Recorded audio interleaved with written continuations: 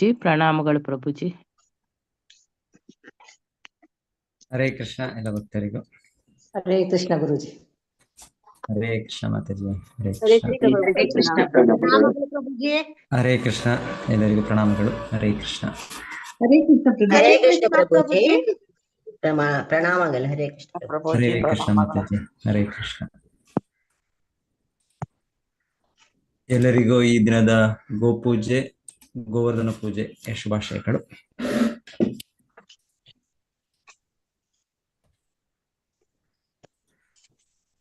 ಓಂ ನಮೋ ಭಗವತೆ ವಾಸುದೇವಾಯ. ಓಂ ನಮೋ ಭಗವತೆ ವಾಸುದೇವಾಯ. ಓಂ ನಮೋ ಭಗವತೆ ವಾಸುದೇವಾಯ. ಓಂ ನಮೋ ಭಗವತೆ ವಾಸುದೇವಾಯ. ಓಂ ನಮೋ ಭಗವತೆ ವಾಸುದೇವಾಯ. ಓಂ ನಮೋ ಭಗವತೆ ವಾಸುದೇವಾಯ. ನಾರಾಯಣಂ ನಮಸ್ಕೃತ್ಯ ನಾರಾಯಣಂ ನಮಸ್ಕೃತ್ಯ ನರಂ ಚೈವ ನರೋತ್ತಮಂ ನರಂ ಚೈವ ನರೋತ್ತಮಂ ದೇವೀಂ ಸರಸ್ವತೀಂ ವ್ಯಾಸಂ ದೇವೀಂ ಸರಸ್ವತೀಂ ವ್ಯಾಸಂ ತತೋ ಜಯಂ ಮುದೀರಯೇತ್. ತತೋ ಜಯಮುದೀರಯೇತ್. ನಷ್ಟಪ್ರಾಯೇಷು ಅಭದ್ರೇಷು ನಷ್ಟಪ್ರಾಯೇಷು ಅಭದ್ರೇಷು ನಿತ್ಯಂ ಭಾಗವತ ಸೇವಯಾ ನಿತ್ಯಂ ಭಾಗವತ ಸೇವಯಾ ಭಗವತಿ ಉತ್ತಮ ಶ್ಲೋಕೆ ಭಗವತಿ ಉತ್ತಮ ಶ್ಲೋಕೆ ಭಕ್ತಿರ್ಭವತಿ ನೈಷ್ಟಿಕಿ. ಭಕ್ತಿರ್ಭವತಿ ನೈಷ್ಟಿಕಿ. ಇವತ್ತು ಗೋವರ್ಧನಗಿರಿ ಕೃಷ್ಣ ಎತ್ತಿದ ದಿವಸ. ಸೊ ಹಾಗೆ ಅದರ ಬಗ್ಗೆನೇ ಸ್ವಲ್ಪ ಸ್ಮರಣೆ ಮಾಡೋಣ. ಓಂ ಅಜ್ಞಾನತಿಮಿರಾಂಧಸ್ಯ ಜ್ಞಾನಾಂಜನಶಲಾಕಯ ಚಕ್ಷುರುನ್ಮೀಲಿತಂ ಯೇನ ತಸ್ಮೈ ಶ್ರೀ ಗುರವೇ ನಮಃ. ನಮೋ ಓಂ ವಿಷ್ಣುಪಾದಾಯ ಕೃಷ್ಣಪ್ರೇಷ್ಠಾಯ ಭೂತಲೆ ಶ್ರೀಮತೆ ಭಕ್ತಿವೇದಾಂತ ಸ್ವಾಮಿನಿತಿ ನಾಮಿನೆ. ನಮಸ್ತೆ ಸಾರಸ್ವತೆ ದೇವಿ ಗೌರವಾಣಿ ಪ್ರಚಾರಿಣೆ ವಿಶೇಷ ಶೂನ್ಯವಾದಿ ಪಾಶ್ಚಾತ್ಯ ದೇಶತಾರಿಣೆ. ಜಯ ಶ್ರೀ ಕೃಷ್ಣ ಚೈತನ್ಯ ಪ್ರಭು ನಿತ್ಯಾನಂದ ಶ್ರೀ ಅದ್ವೈತ ಗದಾಧರ ಶ್ರೀವಾಸಾದಿ ಗೌರ ಭಕ್ತ ವೃಂದ. ಹರೇ ಕೃಷ್ಣ ಕೃಷ್ಣ ಕೃಷ್ಣ ಹರೇ ಹರೇ, ಹರೇ ರಾಮ ರಾಮ ರಾಮ ಹರೇ ಹರೇ. ಹರೇ ಕೃಷ್ಣ ಕೃಷ್ಣ ಕೃಷ್ಣ ಹರೇ ಹರೇ, ಹರೇ ರಾಮ ರಾಮ ರಾಮ ಹರೇ ಹರೇ. ಹರೇ ಕೃಷ್ಣ ಕೃಷ್ಣ ಕೃಷ್ಣ ಹರೇ ಹರೇ, ಹರೇ ರಾಮ ರಾಮ ರಾಮ ಹರೇ ಹರೇ. ಸೊ ಇದು ಶ್ರೀಮದ್ ಭಾಗವತ 10ನೇ ಸ್ಕಂದದಲ್ಲಿ ಈ ತರ ವಿವರಣೆ ಡೀಟೇಲ್ ಆಗಿದೆ. 10ನೇ ಸ್ಕಂದ 24ನೇ ಅಧ್ಯಾಯದಿಂದ ಆರಂಭ ಆಗುತ್ತೆ. 24 ಗೋವರ್ಧನ ಗಿರಿಯನ್ನು ಪೂಜಿಸುವುದು, ಮತ್ತೆ 25, 26, 27. ಸೊ ಇದೆಲ್ಲವೂ ಕೂಡ ಸ್ವಲ್ಪ ಇದಕ್ಕೆ ಸಂಬಂಧಪಟ್ಟಂತೆ ಭಗವಂತನ ಲೀಲೆಗೆ ಈ ಅಧ್ಯಾಯಗಳಿವೆ. ಸೊ ಕೃಷ್ಣ ಪುಸ್ತಕ ಶಿಲ ಪ್ರಭುಪಾದ ಭಾಷಾಂತರ ಮಾಡಿದ್ದಾರೆ. ಸೊ ಅದರಲ್ಲೂ ಕೂಡ ನೇರವಾಗಿ ನಾವು ಓದ್ಬೋದು. ಸೊ ಓದಿ ದಯವಿಟ್ಟು ಎಲ್ಲರೂ ಈ ದಿವಸ ಓದಿ 24ನೇ ಅಧ್ಯಾಯ ಆದರೂ ಓದಿ. ಮತ್ತೆ ಅದೇ ಸಾಧ್ಯ 25, 26, 27 ಕೂಡ ನೋಡ್ಬೋದು ಶ್ರೀಮದ್ ಭಾಗವತದಲ್ಲಿ. ಸೊ ಈ ಸಂಗತಿ ಯಾವಾಗ ಆಗುತ್ತೆ ಅಂದ್ರೆ ಕೃಷ್ಣನು ಯಾಜ್ಞಿಕ ಬ್ರಾಹ್ಮಣರು ದ್ವಿಜಪತ್ನಿಯರನ್ನು ಅವರಿಗೆ ಕೃಷ್ಣ ತನಕ ಕೃಪೆಯನ್ನು ತೋರಿಸೋದು. ಸೊ ಆ ಲೀಲೆ ನೀವು ಕೇಳಿರ್ತೀರ. ಆ ಲೀಲೆಯಲ್ಲಿ ಬ್ರಾಹ್ಮಣರು ಆ ಯಾಗಗಳು ಯಜ್ಞಗಳು ಆಚರಣೆಯಲ್ಲಿರ್ತಾರೆ. ಮತ್ತೆ ಕೃಷ್ಣ ಬಲರಾಮರು ಒಂದು ದಿವಸ ಆ ಕಾಡಿನಲ್ಲಿ ಅವರು ಹಸಿದ ಕಾರಣ ಕೃಷ್ಣ ಬಲರಾಮರು ಅವರ ಸ್ನೇಹಿತರೆಲ್ಲ, ಭಗವಂತನಿಗೆ ಹಸಿವಿಲ್ಲ ಆದರೆ ಭಗವಂತನ ಲೀಲೆ. ಆಗ ಆ ಲೀಲೆಯಲ್ಲಿ ಅವರ ಸ್ನೇಹಿತರಿಗೆ ಬಹಳ ಹಸಿವಾಗಿ ಮತ್ತೆಲ್ಲರೂ ಹೋಗಿ ಕೃಷ್ಣನ ಆದೇಶದ ಮೇಲೆ ಹತ್ತಿರದಲ್ಲೇ ಅಲ್ಲಿ ಬ್ರಾಹ್ಮಣರು ದೊಡ್ಡ ಯಜ್ಞ ಮಾಡ್ತಾ ಇರ್ತಾರೆ. ಅವ್ರು ಹೋಗಿ ಕೇಳ್ತಾರೆ, ಅವ್ರು ಕೊಡೋದಿಲ್ಲ. ನಂತರ ಅವ್ರು ವಾಪಸ್ ಬಂದ್ಮೇಲೆ ಕೃಷ್ಣ ಹೇಳ್ತಾರೆ, ಹೋಗಿ ಅವರ ಹೆಂಡತಿಯರ ಹತ್ರ ಹೋಗಿ, ಅವ್ರು ನನ್ನ ದೊಡ್ಡ ಭಕ್ತರು, ಅವ್ರು ಕೊಡ್ತಾರೆ. ಸೊ ಅವರು ಅವರ ಗಂಡಂದಿರ ಇದನ್ನು ನಿರ್ಲಕ್ಷಿಸಿ ಅವರು ಎಲ್ಲ ಆ ಯಜ್ಞಕ್ಕೆ ಎಲ್ಲ ತಯಾರಿ ಮಾಡಿದ ಎಲ್ಲ ಔತಣವನ್ನೆಲ್ಲ ಪದಾರ್ಥಗಳನ್ನು, ಎಲ್ಲ ಸಿಹಿ ತಿನಿಸುಗಳು, ತರದ ಇದನ್ನೆಲ್ಲ ತಂದು ಕೃಷ್ಣನ ಸ್ನೇಹಿತರಿಗೆ ಅರ್ಪಿಸುತ್ತಾರೆ. ಸೊ ಮತ್ತೆ ಅವರಿಗೆ ವೈದಿಕ ಬ್ರಾಹ್ಮಣರಿಗೆ, ಯಾಜ್ಞಿಕ ಬ್ರಾಹ್ಮಣರು ಯಾರು ಇರ್ತಾರೆ ಅವ್ರು ಕೂಡ ಅರ್ಥ ಆಗುತ್ತೆ, ನಾವು ಕೇವಲ ಯಜ್ಞ ಕಾರ್ಯಗಳಲ್ಲಿ ಮಗ್ನರಾಗಿದ್ದೇವೆ, ಯಜ್ಞ ಕಾರ್ಯದ ಉದ್ದೇಶನೇ ಮರ್ತೋಗ್ಬಿಟ್ಟು. ಯಜ್ಞೋವೈ ವಿಷ್ಣು, ಯಜ್ಞ ಮಾಡೋದು ಯಾವುದಕ್ಕೆ? ಕೃಷ್ಣನನ್ನು ತೃಪ್ತಿಪಡಿಸಲಿಕ್ಕೆ. ಸೊ ಹಾಗಾಗಿ ಅವರು ಕೂಡ ಮನವರಿಕೆ ಆಗುತ್ತೆ. ಆದರೆ ಶುದ್ಧ ಭಕ್ತರು, ಹೇಗೆ ಯಾಜ್ಞಿಕ ಬ್ರಾಹ್ಮಣರ ಪತ್ನಿಯರು, ಅವರು ಇದೆಲ್ಲ ನಿರ್ಲಕ್ಷಿಸಿ ಅವ್ರಿಗೆ ಗೊತ್ತು, ಅವ್ರಿಗೆ ಪರಮ ಪುರುಷನೇ ಎಲ್ಲದರ ಮೂಲ. ಸೊ ಅವನ್ನ ತೃಪ್ತಿಪಡಿಸೋದೇ ನಮ್ಮ ಪ್ರತಿಯೊಬ್ಬರ ಜೀವನದ ಅಸ್ತಿತ್ವದ ಉದ್ದೇಶ. ಸೊ ಅವರು ಹಾಗಾಗಿ ಇದೆಲ್ಲ ಲೆಕ್ಕಿಸಲಿಲ್ಲ ಅವರು. ಸೊ ಈ ಲೀಲೆ ಆದ್ಮೇಲೆ ನಮಗೆ ವಿವರಣೆ ಭಾಗವತದಲ್ಲಿ ಗೋವರ್ಧನ ಪೂಜೆ ಲೀಲೆ ಇದೆ. ಸೊ ಇದರಲ್ಲೂ ಬಹಳ ಮಹತ್ವದ ಇದು ಅಂದ್ರೆ ಏನಂದ್ರೆ, ಗೋವರ್ಧನನ ಪೂಜೆ ಮಾಡೋ ಇದರಲ್ಲಿ ಬಹಳ ಪಾಠಗಳಿವೆ. ಮುಖ್ಯ ಪಾಠ ಏನು ಅಂದ್ರೆ, ನಾವು ವೇದಗಳಲ್ಲಿ ಇದೆ ದೇವತಾ ಆರಾಧನೆ ಇದೆ, ದೇವತಾ ಪೂಜೆ ಅಕ್ರಮಗಳಿದೆ. ಆದ್ರೆ ಭಗವಂತನೇ ಅವತರಿಸಿದಾಗ ಬೃಂದಾವನದಲ್ಲಿ ಈ ಲೀಲೆಯಲ್ಲಿ ವಿಶೇಷವಾಗಿ ನಿರೂಪಿಸಿದ್ದು, ಬೇರೆ ಯಾವ ದೇವತೆಗಳ ಆರಾಧನೆ ಅಗತ್ಯ ಇಲ್ಲ, ನೇರವಾಗಿ ನಾವು ಕೃಷ್ಣನನ್ನು ಪೂಜಿಸಿ ಕೃಷ್ಣನಿಗೆ ಶರಣಾಗಿ ಕೃಷ್ಣನ ಆಶ್ರಯ ಪಡಿಬೇಕು. ಸೊ ಈ ಲೀಲೆ ನಮಗೆ ನಿರೂಪಿಸೋದು. ಸೊ ಇಲ್ಲಿ ವಿವರಣೆ ಹೀಗೆ ಪ್ರಾರಂಭ ಆಗುತ್ತೆ. ಹೇಗೆ ಅಲ್ಲಿ ವೈದಿಕ ಬ್ರಾಹ್ಮಣರು ಅಷ್ಟು ಏನೋ ಒಂದು ಕಾರ್ಯಕ್ರಮ ಮಾಡಬೇಕು ಅಂದ್ರೆ, ಒಂದು ಸಾಮಾಜಿಕವಾಗಿ ಇಲ್ಲ ಧಾರ್ಮಿಕ ಮಾಡಬೇಕಂದ್ರೆ ಎಷ್ಟೋ ಅದಕ್ಕೆ ತಯಾರಿ ಬೇಕು, ಅದಕ್ಕೆ ಎಷ್ಟೋ ಸಮಯ ಬೇಕು, ಎಷ್ಟೋ ಹಣ ಬೇಕು, ಎಷ್ಟೋ ವ್ಯಕ್ತಿಗಳ ಇದು ಬೇಕು, ಎಲ್ಲ ಒಂದು ಏನೇ ಒಂದು ಮಾಡ್ಬೇಕಂದ್ರೆ ವ್ಯವಸ್ಥೆ ತುಂಬಾ ಅದಕ್ಕೆ ಶ್ರಮಿಸ್ಬೇಕು. ಸೊ ಹಾಗೆ ಕೃಷ್ಣ ನೋಡ್ತಾರೆ ಇಲ್ಲಿ ತನ್ನ ತಂದೆ ನಂದ ಮಹಾರಾಜರು, ಅವರು ಬಹಳಷ್ಟು ಬ್ಯುಸಿಯಾಗಿದ್ದಾರೆ, ಈಗ ಬಹಳ ಏನು ಸಮಯ ಇಲ್ಲ ಅವರಿಗೆ ಅವರು. ಸೊ ಅವರ ನೇತೃತ್ವದಲ್ಲಿ ಎಲ್ಲ ಬೃಂದಾವನವಾಸಿಗಳು ಎಲ್ಲರೂ ಕೂಡ ತುಂಬಾ ಒಂದು ದೊಡ್ಡ ಒಂದು ತಯಾರಿಯಲ್ಲಿದ್ದಾರೆ, ದೊಡ್ಡ ವ್ಯವಸ್ಥೆ ನಡೀತಾ ಇದೆ.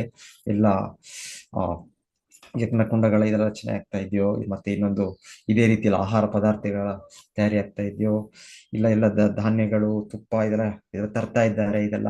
ಸೊ ಎಲ್ಲ ಸ್ವಚ್ಛ ಆಗ್ತಾ ಇದೆ, ಎಲ್ಲ ಡೆಕೋರೇಷನ್ ಎಲ್ಲ ಶೃಂಗಾರ ಆಗ್ತಾ ಇದೆ, ಅಲಂಕಾರ ಆಗ್ತಾ ಇದೆ. ಸೊ ಒಂದು ಫಂಕ್ಷನ್ ಅಲ್ಲಿ ಇದೆಲ್ಲ ಆಗುತ್ತೆ. ಸೊ ಕೃಷ್ಣ ನೋಡ್ತಾರೆ, ತುಂಬಾ ಎಲ್ಲರೂ ನನ್ನ ತಂದೆಯ ನಿರ್ದೇಶನದಲ್ಲಿ ತುಂಬಾ ಬಿಸಿ ಆಗಿದ್ದಾರೆ.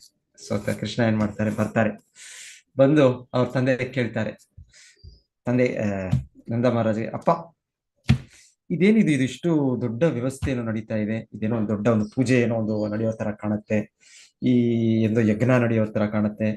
ಸೊ ಇದೇನು, ಇದರ ಹೆಸರೇನು, ಇದನ್ನ ಹೇಗೆ ಮಾಡೋದು, ಇದನ್ನ ಯಾಕೆ ಮಾಡೋದು ಇದನ್ನ? ಸೊ ಇದ್ರ ಬಗ್ಗೆ ನನಗೆ ಸ್ವಲ್ಪ ತಿಳಿಸು. ಸೊ ಕೃಷ್ಣ ಚಿಕ್ಕ ಪುಟ್ಟ ಬಾಲಕ, ಕೃಷ್ಣನಿಗೆ ಮೋಸ್ಟ್ಲಿ ಆಗ ವಯಸ್ಸು ಎಷ್ಟು ವಯಸ್ಸು ಕೃಷ್ಣನಿಗಾಗ ಗೋವರ್ಧನಗಿರಿ ಸಮಯದಲ್ಲಿ 7 ವರ್ಷ. 7 ವರ್ಷ. ಎಸ್, 7 ವರ್ಷ. ಸೊ ಕೃಷ್ಣನಿಗೆ 7 ವರ್ಷ. ಸೊ 7 ವರ್ಷ ಮಗು ಬಂದು ಇದೆಲ್ಲ ಕೇಳಿದ್ರೆ, ಅದು ಈ ದೊಡ್ಡ ಈ ತರ ಯಾವ್ದೋ ನೀವು ಕಾರ್ಯಕ್ರಮದಲ್ಲಿ ಇದ್ದೀರಾ, ಅದ್ರ ಮಧ್ಯೆಯಲ್ಲಿದ್ದೀರಾ, ಅದು ಎಲ್ಲ ಹೇಳಕ್ಕಾಗತ್ತೆ. ಸೊ ಮೊದಲಿಗೆ ನಂದ ಮಹಾರಾಜರು ಹೇಳಿಲ್ಲ, ಇನ್ನು ಅವರ ಕಾರ್ಯದಲ್ಲಿ ಅವರು ಮತ್ತೆ ಹೇಳೋಣ, ಮಗುಗೇನೋ ಏನ್ ನೋಡಿದ್ರು ಪ್ರಶ್ನೆ ಬರುತ್ತೆ, ಅದು ಕುತೂಹಲತ ಇದು ಮಾಡುತ್ತೆ. ಸೊ ಹಾಗೆ ಯಾವಾಗಲೂ ನಂದ ಮಹಾರಾಜರು ನನ್ನ ಪುಟ್ಟ ಮಗು, ನನ್ನ ಪುಟ್ಟ ಕಂದ, ನನ್ನ ಮುದ್ದು ಮಗ ಅಂತಾನೆ ಅವ್ರಿಗೆ. ಸೊ ಅವರು ಏನಷ್ಟು ಲೆಕ್ಕ ಮಾಡ್ಲಿಲ್ಲ, ಅವರೆಷ್ಟು ನಿರ್ಲಕ್ಷಿಸಿ ಅವ್ರು ಬೇರೆಯವರು ಇದ್ರು. ಅದೇ ಕೃಷ್ಣ ಮತ್ತೆ ಇಲ್ಲ ಇದು ಕೃಷ್ಣ ಅವರಿಗೆ ಹೇಳೋದು, ನೀವ್ ಹೇಳ್ಬೇಕು ನನಗೆ. ಸೊ ಸಾಧು ಪುರುಷರಾದವರು ಅವ್ರು ಯಾರಿಗೂ ಕೂಡ ಒಂದು ಸೀಕ್ರೆಟ್ ಅನ್ನು ಇಟ್ಕೊಳ್ತೀವಿ ನಾವು. ಸೀಕ್ರೆಟ್ ಅಂತ ಒಂದೊಂದು ಹೇಳ್ಬಾರ್ದು, ಒಂದು ಹೇಳ್ಬಹುದು, ಮಿತ್ರರಿಗೆ ಹೇಳ್ಬೇಕು, ಶತ್ರುಗಳಿಗೆ ಹೇಳ್ಬಾರ್ದು. ನಮ್ಮ ಜೀವನ ಶೈಲಿಯಲ್ಲಿ, ನಮ್ಮ ಜೀವನದಲ್ಲಿ ಸ್ವಲ್ಪ ಜನ ಮಿತ್ರರಾಗಿರ್ತಾರೆ, ಸ್ವಲ್ಪ ಜನ ಶತ್ರು ಆಗ್ತಾರೆ. ಸೊ ಈ ತರ ಎಲ್ಲ ಜೀವನ ನಡೆಯುತ್ತೆ ಇದು. ಸೊ ನಡೆದಾಗ ಆದ್ರೆ ಹೇಳ್ತಾರೆ, ನಿಮ್ಮಂತ ಒಂದು ಸಾಧು ಪುರುಷರು ನಂದ ಮಹಾರಾಜರು, ನನ್ನ ತಂದೆ, ನೀವು ಶುದ್ಧ ಭಕ್ತರು ನೀವು. ಸೊ ನೀವು ಈ ರೀತಿ ಗುಪ್ತವಾಗಿ ಇಟ್ಕೊಂಡು ತಿಳಿಸ್ದೇ ಇರೋದು ಇದು ಸರಿಯಲ್ಲ. ಇದು ನೀವು ತಿಳಿಸ್ಬೇಕು, ನೀವು ಏನೋ ಕಡಿದ ಪ್ರಶ್ನೆಗೆ ಉತ್ತರಿಸ್ಬೇಕು. ಅದು ಕೂಡ ಅದರಲ್ಲೂ ಕೂಡ ಮನೆಯವರಿಗೆ, ಮಕ್ಕಳಿಗೆ, ತಂದೆ ತಾಯಿ ಹೇಳ್ಬೋದು, ನೀವು ಬೇರೆ ಬಂಧುಗಳಿಗೆ ಹೇಳ್ದೇ ಇರ್ಬೋದು, ನಿಮ್ಮ ಬೇರೆ ಸ್ನೇಹಿತರಿಗೆ ಹೇಳ್ದೇ ಇರ್ಬೋದು. ಆದ್ರೆ ಮನೆಯಲ್ಲೇ ಹೆಂಡತಿ ಮಕ್ಕಳು ಅಂದ್ರೆ ಅವರು ಆಪ್ತರು, ಅವರಲ್ಲಿ ನೀವು ಮುಚ್ಚಿಡೋ ವಿಷಯ ಏನಿದೆ. ಸೊ ಹೀಗೆ ಕೃಷ್ಣ ಈ ತರ ಎಲ್ಲ ಹೇಳಿದ್ಮೇಲೆ ತಂದೆ ಆಯ್ತು, ಈ ನಮ್ಮ ಮಗ ತುಂಬಾ ಒತ್ತಾಯ ಮಾಡ್ತಾ ಇದ್ದಾನೆ ಏನು ಅಂತ ಅದ್ರ ವಿವರಣೆ ಹೇಳ್ತಾರೆ. ಸೊ ಹೇಳೋ ವಿವರಣೆ, ಈ ಯಜ್ಞ ಅವಶ್ಯಕ. ಯಜ್ಞ ಅವಶ್ಯಕ ಯಾಕೆ ಅಂದ್ರೆ ಈ ಯಜ್ಞ ಮಾಡ್ತಾ ಇರೋದು ಇಂದ್ರಯಜ್ಞ. ಇಂದ್ರಯಜ್ಞ ಅಂದ್ರೆ ದೇವತೆ ಆದ ಇಂದ್ರನನ್ನು ತೃಪ್ತಿಪಡಿಸುವ ಒಂದು ಆಚರಣೆ, ಒಂದು ಧಾರ್ಮಿಕ ಆಚರಣೆ. ಸೊ ಇದು ಅತ್ಯಗತ್ಯ. ಯಾಕಂದ್ರೆ ನಮ್ಗೆ ಮಳೆ ಬೇಕು. ನಮ್ಗೆ ಮಳೆ ಇಲ್ಲದೆ ನಾವು ಹೇಗೆ ನಾವು ಬದುಕೋದು? ನಾವು ಮಳೆ ನೀರಿಲ್ಲದೆ ಹೇಗೆ? ನೀರ್ ಬೇಕು ಅಂದ್ರೆ ಮಳೆ ಬೇಕು ನಮ್ಗೆ. ಸೊ ಈ ನೀರಿಗೆ ಮಳೆ ಬೇಕು. ಮಳೆ ಬರೋದು ಈ ದೇವತೆ ಇಂದ್ರ ಇದ್ದಾರೆ. ಸೊ ಅವರ ಒಂದು ಕೃಪೆಯಿಂದ ನಮಗೆ ಸಿಗುವಂಥದ್ದು. ಸೊ ಇದು ಅವಶ್ಯಕವಾದದ್ದು. ಇದು ಒಂದು ನಾವು ಮನುಷ್ಯರಾಗಿ ನಾವು ನಮ್ಮ ಒಂದು ಏನು ಋಣ, ಈ ಋಣವನ್ನು ದೇವರ್ಷಿ ಭೂತಾಪ್ತ ನೃಣಾಂ ಪಿತೃಣಾಂ ನಾಯಂ ಕಿಂಕರೋ ಋಣಿಚ ರಾಜ, ಇದೊಂದೆಲ್ಲ ಋಣಗಳು. ಇದು ದೇವತೆಗಳನ್ನ ಪೂಜಿಸೋದು, ಋಷಿಗಳನ್ನ, ಹಿರಿಯರನ್ನು, ಪಿತೃಗಳನ್ನು, ಇದೆಲ್ಲ ಒಂದು ಋಣ. ಮನುಷ್ಯರಾಗಿ ಹುಟ್ಟಿದ ತಕ್ಷಣ ನಮ್ಗೆ ಇದೆಲ್ಲ ಋಣ ನಮ್ಮ ಜೊತೆ ಬಂದಿದೆ. ಸೊ ಹಾಗೆ ಹೇಳ್ತಾರೆ. ಸೊ ಕೃಷ್ಣನ ಇಚ್ಛೆ ಈಗ ಬೇರೆ. ಇದು ಆಕ್ಚುಲಿ ಕೃಷ್ಣನ ಗುರುತಿಸಿರ್ತಾರೆ. ಇಂದ್ರನಿಗೆ ಸ್ವಲ್ಪ ಅಹಂಕಾರ ಬಂದಿರುತ್ತೆ. ಸೊ ಇಂದ್ರ ಕೂಡ ಭಗವಂತನ ಭಕ್ತನೇ, ದೇವತೆಗಳೆಲ್ಲ ಕೃಷ್ಣ ಭಕ್ತರು. ವಿಷ್ಣು ಭಕ್ತ ಭವೇ ದೈವಸ್ ಆಸುರ್ಯಸ್ತತ್ ವಿಪರ್ಯಯ. ವಿಷ್ಣು ಭಕ್ತ ಎಲ್ಲ ದೇವತೆಗಳು, ಸುರ ಅಂದ್ರೆ ಅವರು ಕೃಷ್ಣ ಭಕ್ತರು, ಅಸುರರು ಅಂದ್ರೆ ಅವ್ರು ಕೃಷ್ಣ ಭಕ್ತರಲ್ಲ. ಸೊ ಇಂದ್ರ ಎಲ್ಲ ಕೂಡ ಕೃಷ್ಣ ಭಕ್ತರೇ. ಆದರೂ ಕೃಷ್ಣ ನೋಡಿರ್ತಾರೆ, ಸ್ವಲ್ಪ ಗರ್ವ ಬಂದಿರುತ್ತೆ, ಸ್ವಲ್ಪ ಅಹಂಕಾರ ಬಂದಿರುತ್ತೆ. ಸೊ ಕೃಷ್ಣ ಈ ಸನ್ನಿವೇಶ ತಗೊಂಡು, ಅದು ಕೂಡ ಒಂದು ದೇವತೆಗಳ ಆರಾಧನೆ ಅಗತ್ಯ ಇಲ್ಲ, ಇನ್ನೊಂದು ತನ್ನ ಭಕ್ತರ ಒಂದು ಇದನ್ನು ಕೂಡ ಭಗವಂತನು ಕೃಷ್ಣನಿಗೆ ಇಷ್ಟ ಇಲ್ಲ ಈ ತರ ಭಕ್ತರು ಅಹಂಕಾರಿಯಾಗಿ ಗರ್ವಿಯಾಗಿ ಇರೋದು. ಸೊ ಇದು ಕೂಡ ಭಗವಂತನು ಈ ಲೀಲೆಯಲ್ಲಿ ರೂಪ ತೋರಿಸ್ತಾರೆ ಹೇಗೆ ಅಂತ. ಇಂದ್ರನ ಅಹಂಕಾರ ಭಂಗ ಮಾಡ್ತಾರೆ ಕೃಷ್ಣ. ಸೊ ಇಂದ್ರನಿಗೆ ಕೇಳಿಸೋ ರೀತಿಯಲ್ಲಿ ಇಂದ್ರನ ಅವ್ರ ದೇವತೆಗಳಿಗೆ ಆ ಶಕ್ತಿ ಇದೆ. ಸೊ ಕೃಷ್ಣನು ಇವೆಲ್ಲ ನಂದ ಮಹಾರಾಜರನ್ನು ಉದ್ದೇಶಿಸುತ್ತಾ, ನಂದ ಮಹಾರಾಜರೊಟ್ಟಿಗೆ ಎಲ್ಲ ಅವರ ವೃಂದಾವನ ವಾಸಿಗಳಿರ್ತಾರೆ. ಸೊ ಅವರೆಲ್ಲರೂ ಕೇಳೋ ರೀತಿಯಲ್ಲಿ ಕೃಷ್ಣನು ಈಗ ಮಾತಾಡ್ಲಿಕ್ಕೆ ಆರಂಭಿಸ್ತಾರೆ. ಸೊ ಕೃಷ್ಣ ಹೇಳೋದು, ಇದು ಅಗತ್ಯ ಇಲ್ಲ, ಇದು ಭಗವದ್ಗೀತೆಯಲ್ಲಿ ಕೃಷ್ಣ ಹೇಳಿದಾರಲ್ಲ, ಏನ್ ಹೇಳ್ತಾರೆ ಅಲ್ಲಿ 7ನೇ ಅಧ್ಯಾಯದಲ್ಲಿ ಕೃಷ್ಣನು ಇದು ದೇವತೆಗಳಿಂದ ಪಡೆಯುವ ಒಂದು ಲಾಭ, ಪಡೆಯುವ ಒಂದು ಫಲ, ಅದು ತಾತ್ಕಾಲಿಕವಾದದ್ದು, ಅದು ನಿತ್ಯವಾದದಲ್ಲ, ಅದು ಅನಿತ್ಯ, ಅನಿತ್ಯವಾದದ್ದು, ಅದು ಶಾಶ್ವತವಾದದಲ್ಲ. ಸೊ ಹಾಗಾಗಿ ಕಡಿಮೆ ಬುದ್ಧಿಯವರು ಈ ರೀತಿಯ ಅನಿತ್ಯ ಫಲವನ್ನು ಪಡೆಯಲು ದೇವತೆಗಳನ್ನು ಪೂಜಿಸ್ತಾರೆ. ಯಾಕಂದ್ರೆ ಭೌತಿಕ ಜಗತ್ತು ಅನಿತ್ಯ, ಇಲ್ಲಿ ನಮ್ಮ ಅಸ್ತಿತ್ವ ಅನಿತ್ಯ, ನಮ್ಮ ದೇವತೆಗಳು ಕೂಡ ಇಲ್ಲಿ ಅವರು ಶಾಶ್ವತವಾಗಿಲ್ಲ, ಅವರು ಕೂಡ ಹುಟ್ಟು ಸಾವು ಇದೆ. ಸೊ ಇದು ಕೆಲವೇ ಸಮಯಕ್ಕೆ ಸಿಗುವ ಫಲಕ್ಕೆ ಇದು ಯಾಕೆ ನಾವು ಪ್ರಯತ್ನ ಪಡಬೇಕು? ಯಾರು ನಿಜವಾದ ಬುದ್ಧಿವಂತ ವ್ಯಕ್ತಿ ಅಂದ್ರೆ ನಮಗೆ ಶಾಶ್ವತವಾಗಿ ಆಗುವ ನಾನು ಪಡಿಬೇಕು. ತಾತ್ಕಾಲಿಕವಾಗಿ ಏನೋ ಒಂದು, ಈಗ ಜ್ವರ ಬಂತು ಅಂತ ಹೇಳಿ ನನಗೆ ಸ್ವಲ್ಪ ತಲೆನೋವು ಬಂತು ಅಂತ ಅದಕ್ಕೊಂದು ಅದೇ ಮದ್ದು ತಗೊಳ್ಳೋದು, ಇನ್ನೊಂದು ಬಂತು ಅಂತ ಇನ್ನೊಂದು ಜ್ವರಕ್ಕೆ ತಗೊಳ್ಳೋದು. ಆದ್ರೆ ಮೂಲ ಏನು, ನಮ್ಗೆ ಏನೋ ಒಂದು ದೊಡ್ಡ ಕಾಯಿಲೆ ಇದೆ, ಒಂದು ಮಲೇರಿಯಾ ಬಂದಿದೆಯೋ, ಡೆಂಗ್ಯೂ ಬಂದಿದೆಯೋ, ಸೊ ಅದನ್ನು ಕಂಡುಹಿಡಿದು ಅದಕ್ಕೆ ನಾವು ಇದು ತಗೊಳ್ಬೇಕು. ಅದಕ್ಕೆ ಏನ್ ಬೇಕು, ಅದಕ್ಕೆ ಔಷಧಿ. ಅದನ್ನ ಬಿಟ್ಬಿಟ್ಟು ಚಿಕ್ಕ ಪುಟ್ಟ ಮದ್ದು ತಗೊಂಡು 5 ನಿಮಿಷಕ್ಕೆ ನಂಗೆ ನಾನು ಚೆನ್ನಾಗಾದೆ, ಅರ್ಧ ಗಂಟೆಗೆ ಚೆನ್ನಾಗಾದೆ, ನನಗೆ ಅರ್ಧ ದಿವಸ ಚೆನ್ನಾಗಾಯ್ತು ಅಂದ್ರೆ ಕಾಯಿಲೆ ಹಾಗೇ ಇದೆ ನಮ್ಮಲ್ಲಿ. ಸೊ ಹೀಗೆ ಈ ತಾತ್ಕಾಲಿಕ ಲಾಭದಿಂದ ಏನು ಪ್ರಯೋಜನ ಇಲ್ಲ. ಸೊ ಇದಕ್ಕೆ ಅವರು ಹೇಳೋದು ಮೊದಲ ಕಾರಣ, ಇದು ದೇವತೆಗಳಿಂದ ಪಡೆದ ಎಲ್ಲ ವರಗಳು, ಎಲ್ಲ ಫಲಗಳು, ಇದು ಅನಿತ್ಯ, ಕಾಲ ಸಮಯದಲ್ಲಿ ಆಗ್ಬಿಡುತ್ತೆ. ಇವಾಗ ನೋಡಿ, ಈಗ ವರ್ಷಗಳು ಹೇಗೆ ಹೊರಡು ಬೀಳುತ್ತೆ ಗೊತ್ತಾಗೋದಿಲ್ಲ. ನಾವು ಹುಟ್ಟಿದ್ವಿ, ಮತ್ತೆ ಬೆಳೆದ್ವಿ, ನಾವು ಮತ್ತೆ ಸ್ಕೂಲ್ಗೆ ಹೋದ್ವಿ, ಕಾಲೇಜ್ಗೆ ಹೋದ್ವಿ, ಮತ್ತೆ ಕೆಲ್ಸಕ್ಕೆ ಹೋದ್ವಿ, ಎಲ್ಲ ನೋಡ್ತಾ ಇದ್ರೆ ಇದೆಲ್ಲ ಈ ಮೊನ್ನೆ ಆದಂಗೆ ಅನ್ಸುತ್ತೆ. ಆದ್ರೆ ಎಲ್ಲ ವರ್ಷಗಳು, ದಿನಗಳು ಹಾಗೆ ದಿವಸಗಳು, ವರ್ಷಗಳು, ಇದು ಶತಮಾನಗಳು ಉಳ್ಬಿಡ್ತವೆ, ಜನ್ಮಗಳು ಉಳ್ಬಿಡ್ತವೆ. ಸೊ ಇದರಿಂದ ನಮ್ಗೆ ನಿಜವಾದ ಲಾಭ ಆಗೋದಿಲ್ಲ. ನಿಜವಾದ ಲಾಭ ನಾವು ಪರಮಪುರುಷ ಕೃಷ್ಣನನ್ನು ಆಶ್ರಯಿಸ್ಬೇಕು, ಅವನನ್ನು ತೃಪ್ತಿ ಪಡಿಸ್ಬೇಕು ನಾವು. ಸೊ ಹೀಗೆ ಅವ್ರು ಹೇಳ್ತಾರೆ, ಇದು ತಾತ್ಕಾಲಿಕ ಲಾಭಕ್ಕೆ, ಇದು ಬುದ್ಧಿ ಕಡಿಮೆ ಬುದ್ಧಿಯವರು ಮಾಡೋದು, ಅಲ್ಪ ಮೇಧ ಸಹ ಭಗವದ್ಗೀತೆಯಲ್ಲಿ ನಾವು ಕೇಳ್ತೇವೆ. ಸೊ ಕೃಷ್ಣನು ಈ ರೀತಿ ಅವರಿಗೆ ಕಾರಣ ಮೊದಲಿಗೆ ಕೊಡೋದು, ಇದು ತಾತ್ಕಾಲಿಕ. ಇನ್ನೊಂದು ಕಾರಣ ಕೊಡ್ತಾರೆ ಕೃಷ್ಣ, ಈ ತರ ದೇವತೆಗಳಿಂದ ಪಡೆಯೋದು ತಾತ್ಕಾಲಿಕ, ಮತ್ತೆ ದೇವತೆಗಳಿಂದ ಪಡೆಯುವಂಥದ್ದು ಕೊಡೋದು ಕೃಷ್ಣನ ಮೂಲಕವೇ. ಮೈವ ವಿಹಿತಾನ್ ಸೊ ಮಹೇವ ವಿಹಿತಾನ್ ಕಾಮೈಸ್ತೈಸ್ತೈಋತ ಜ್ಞಾನ ಪ್ರಪದ್ಯಂತೆ ಅನ್ಯ ದೇವತಾ. ಸೊ ಇದು ಭೌತಿಕ ಇಚ್ಛೆಯಿಂದ ನಾವು ಮೋಹಿತರಾಗಿ ತಾತ್ಕಾಲಿಕ ಇದಕ್ಕೋಸ್ಕರ ನಾವು ಈ ದೇವತೆಗಳನ್ನ ಪೂಜಿಸ್ತೇವೆ. ಸೊ ಕೃಷ್ಣನು ಇದು ಬೇಡ, ಇದರ ಅಗತ್ಯ ಇಲ್ಲ, ಸೊ ಇದನ್ನ ಅರ್ಥ ಮಾಡ್ಕೊಳ್ಳೋಣ, ಅರ್ಥ ಮಾಡ್ಕೊಳ್ಳಿ ನೀವು ಅಂತ ಕೃಷ್ಣನು ತನ್ನ ತಂದೆಗೆ ತಿಳಿಸಿದ್ದು. ಆಮೇಲೆ ಇದನ್ನು ಕೊಡೋದು ಕೂಡ ಅವರು ದೇವತೆಗಳು ಕೊಡೋದು ಹೇಗೆ, ಅವರು ನಾವು ಭಗವಂತನನ್ನು ಆ ದೇವತೆಯನ್ನು ಆರಾಧಿಸಿದಾಗ ಅವರಿಗೆ ನೇರವಾಗಿ ಗೊತ್ತಾಗೋದಿಲ್ಲ. ಪರಮಾತ್ಮ ಕೃಷ್ಣನಿಗೆ ಎಲ್ಲವೂ ಗೊತ್ತಾಗೋದು, ಅವನು ಸರ್ವಜ್ಞನು. ಅವನ ಹೃದಯಸ್ಥ ಪರಮಾತ್ಮನು ಆ ದೇವತೆಗೆ, ಆ ನಿರ್ದಿಷ್ಟ ದೇವತೆಗೆ ಅವರಿಗೆ ಗುರುತು ಮಾಡೋದು, ನೆನಪು ಮಾಡೋದು, ನೋಡಿ ಈ ಒಂದು ಭಕ್ತನು ನಿಮ್ಮನ್ನು ಪೂಜಿಸುತ್ತಿದ್ದಾನೆ, ನೀವು ಅವರಿಗೆ ಅನುಗ್ರಹಿಸಿ. ಸೊ ಹೀಗೆ ಕೃಷ್ಣನೇ ಎಲ್ಲ ಕಡೆ ಅಲ್ಲಿ ಇರೋದು. ಮತ್ತೆ ಕೃಷ್ಣನಿಗೆ ಅವರು ಅನುಮತಿ ಕೇಳ್ತಾರೆ, ಕೃಷ್ಣನಿಗೆ ಅವರಿಗೆ ಕೊಡ್ಬೋದಾ ನಾನು, ಕೃಷ್ಣ ಅವರಿಗೆ ಶಕ್ತಿ ಕೊಟ್ಟಿದ್ದಾನೆ, ಮತ್ತೆ ಕೃಷ್ಣನು ಅವರಿಗೆ ಆದೇಶ ಕೊಡಿ, ಅವ್ರು ನಿಮಗೆ ಏನ್ ಪೂಜಾ ಕ್ರಮ ನಾನು ಕೊಟ್ಟಿದ್ದೇನೆ ವೇದಗಳಲ್ಲಿ ಅವ್ರು ಅನುಸರಿಸ್ತಾ ಇದ್ದಾರೆ, ಹಾಗೆ ಅವರಿಗೆ ನೀವು ಈ ಒಂದು ಫಲವನ್ನು ಕೊಡಿ ಅಂತ. ಇಂದ್ರನು ಮಳೆ ಸುರಿಸ್ಬೋದು, ಇಲ್ಲ ಸೂರ್ಯನು ಇನ್ನೊಂದು ರೀತಿ ನಮ್ಗೆ ಆರೋಗ್ಯವನ್ನು ಕೊಡ್ಬೋದು, ಇಲ್ಲ ಅಂದ್ರೆ ಇನ್ನೊಂದು ದೇವತೆ ನಮ್ಮ ವಿಘ್ನಗಳನ್ನು ತೆಗಿಬಹುದು, ಗಣಪತಿ. ಸೊ ಇದೆಲ್ಲ ಅವ್ರು ಮಾಡ್ತಾರೆ, ಅವ್ರಿಗೆಲ್ಲ ಶಕ್ತಿ ಇದೆ. ಆದ್ರೆ ಹೇಗೆ ಮಾಡ್ತಾರೆ ಅವರು, ಯಾರಿಂದ ಶಕ್ತಿ ಪಡೆದಿದ್ದಾರೆ ಅವರು, ಯಾರಿಂದ ಆದೇಶವನ್ನು ಪಡೆದಿದ್ದಾರೆ, ಅನುಮತಿ ಪಡೆದಿದ್ದಾರೆ, ಅದು ಕೃಷ್ಣ. ಮಯೇವ ವೀತಾನ್ ಹಿತಾನ್. ಸೊ ಕೃಷ್ಣನ ಸ್ಪಷ್ಟವಾಗಿ ನಮಗೆ ಹೇಳಿರೋದು ಗೀತೆಯಲ್ಲಿ. ಸೊ ಇದನ್ನು ಕೃಷ್ಣನು ತನ್ನ ತಂದೆ ನಂದ ಮಹಾರಾಜರಿಗೆ ತಿಳಿಸ್ಕೊಡ್ತಾನೆ, ಇದು ಅಗತ್ಯ ಇಲ್ಲ, ಇದು ದೇವತೆಗಳ ಪೂಜೆ ಅಗತ್ಯ ಇಲ್ಲ. ಸೊ ನಂತರ ಕೃಷ್ಣ ಮುಂದುವರಿಸಿ ಹೇಳ್ತಾರೆ. ಆದರೂ ಅವರು ಇಲ್ಲ ನಂದ ಮಹಾರಾಜರು ಇಲ್ಲ ಮಾಡಬೇಕು, ಇದು ಪದ್ಧತಿ ನಾವು ಹಿಂದೆಯಿಂದ ಮಾಡ್ಕೊಂಡ್ ಬಂದಿರೋದು, ನಮ್ಮ ತಂದೆ ಮಾಡಿದ್ದಾರೆ, ನಮ್ಮ ತಾತ ಮಾಡಿದ್ದಾರೆ, ನಮ್ಮ ಅಜ್ಜ ಮಾಡಿದ್ದಾರೆ, ನಮ್ಮ ಕುಟುಂಬದಲ್ಲಿ ವರ್ಷಗಳ ನೂರಾರು ವರ್ಷಗಳಿಂದ ನಾವು ಮಾಡ್ಕೊಂಡ್ ಬರ್ತಾರೆ, ಈಗ ನಿಲ್ಸ್ಬಿಟ್ರೆ ಹೇಗೆ? ಸೊ ಹೀಗೆ ಅವರು ಕಾರಣಗಳು ಕೊಡೋಕೆ ಆರಂಭಿಸ್ತಾರೆ. ಸೊ ನಂತರ ಕೃಷ್ಣ ಇನ್ನೊಂದು ತತ್ವ ಅಂತ ಇರ್ತಾರೆ, ಕರ್ಮಮೀಮಾಂಸ ಸಿದ್ಧಾಂತ. ಕರ್ಮಮೀಮಾಂಸ ಸಿದ್ಧಾಂತ ಏನಂದ್ರೆ ಎಲ್ಲವೂ ಆಗೋದು ನಮ್ಮ ಒಂದು ಪರಿಶ್ರಮದಿಂದ. ಇವಾಗ ಕೇಳ್ತೇವಲ್ಲ ನಾವು, ಜನರು ಹೇಳ್ತಾರಲ್ಲ, ವರ್ಕ್ ಇಸ್ ವರ್ಷಿಪ್, ಕಾಯಕವೇ ಕೈಲಾಸ. ಸೊ ಇದು ನಾವು ಕೇಳಿದ್ದೀವಿ, ಕಾಯಕವೇ ಇದೆ. ಏನಪ್ಪ ನೀವು ಏನಿದು ಎಲ್ಲ ಈ ಪೂಜೆ ಯಾಕೆ ಮಾಡ್ತೀರಾ, ಯಾಕೆ ನೀವು ಇಷ್ಟು ಸಮಯ ವ್ಯರ್ಥ ಮಾಡ್ತೀರಾ, ಎಷ್ಟು ಹಣ ಖರ್ಚು ಮಾಡ್ತೀರಾ, ಇದೆಲ್ಲ ಬೇಕಾಗಿಲ್ಲ. ಇದೆಲ್ಲ ಕೇವಲ ನಿಮ್ಮ ಕರ್ತವ್ಯಗಳು ಚೆನ್ನಾಗಿ ಮಾಡಿ. ಸೊ ಇದು ಈಗಿನ ಮನುಷ್ಯನ ಇದು ಈಗಿನ ಮನುಷ್ಯನಲ್ಲ, ಇದು ಯಾವಾಗ್ಲೂ ಎಂದೆಂದಿಗೂ ಇದೆ. ಕರ್ಮಮೀಮಾಂಸ ಸಿದ್ಧಾಂತ, ನೀವು ಕರ್ಮವನ್ನು, ನಿಮ್ಮ ಚಟುವಟಿಕೆಯನ್ನು ಮಾಡಿ, ನೀವು ಕರ್ತವ್ಯಗಳನ್ನು ಮಾಡಿ. ಆ ನಿರ್ದಿಷ್ಟ ಕರ್ತವ್ಯಗಳನ್ನು ನೀವು ಮಾಡಿದ್ರೆ ನಿಮಗೆ ಏನ್ ಬೇಕು ಪ್ರಾಪ್ತಿ ಆಗತ್ತೆ. ನಿಮಗೆ ಏನ್ ಬೇಕು, ನೀವು ನೀವು ವಿದ್ಯಾವಂತನಾಗ್ಬೇಕು, ಇಲ್ಲ ಅಂದ್ರೆ ಒಳ್ಳೆ ಶ್ರೀಮಂತನಾಗ್ಬೇಕು, ನಿಮ್ಗೆ ಏನು ನಿಮ್ಗೆ ಅಧಿಕಾರ ಬೇಕು, ಇದನ್ನು ನೀವು ಶ್ರಮಿಸಬೇಕು ನೀವು, ಆಗ ನಿಮ್ಗೆ ಪ್ರಾಪ್ತಿ ಆಗುತ್ತೆ. ನೀವು ಶ್ರಮ ಪಡದೆ ಏನ್ ಪ್ರಾಪ್ತಿ ಆಗುತ್ತೆ? ನೀವು ಸುಮ್ಮನೆ ಹೋಗಿ ಮಲಗಿದರೆ ಏನಾಗುತ್ತೆ? ಏನೂ ಆಗೋದಿಲ್ಲ. ಸೊ ನೀವು ಶ್ರಮ ಪಡಬೇಕು, ಕೆಲಸ ಮಾಡ್ಬೇಕು, ನೀವು ಮೋಟಿವೇಶನ್. ಸೊ ಇದು ರಜೋಗುಣ, ಇದರಲ್ಲಿ ಕೆಲಸ ಬೇಕು ಇದು. ಸ್ವಂತ ಕೃಷ್ಣ ಈ ರೀತಿ ಎಲ್ಲ ಪ್ರಾರಂಭ ಮಾಡ್ತಾರೆ. ಆಮೇಲೆ ಹೇಳ್ತಾರೆ, ಆತರ ನೀವು ಮಾಡಿದ್ರೇನೆ ನಿರ್ದಿಷ್ಟ ಕರ್ತವ್ಯ ದೇವತೆಗಳು ಕೂಡ ನಿಮ್ಗೆ ಅನುಗ್ರಹಿಸೋದು. ಸೊ ನೀವು ಅದು ಮಾಡದೆ ದೇವತೆಗಳಿಗೆ ಕೇವಲ ನಾನು ಅವ್ರ ಪೂಜೆ ಮಾಡ್ಬಿಟ್ಟೆ, ನೀವು ಕೊಟ್ಬಿಡಿ ಅಂದ್ರೆ ಕೊಡೋದಿಲ್ಲ.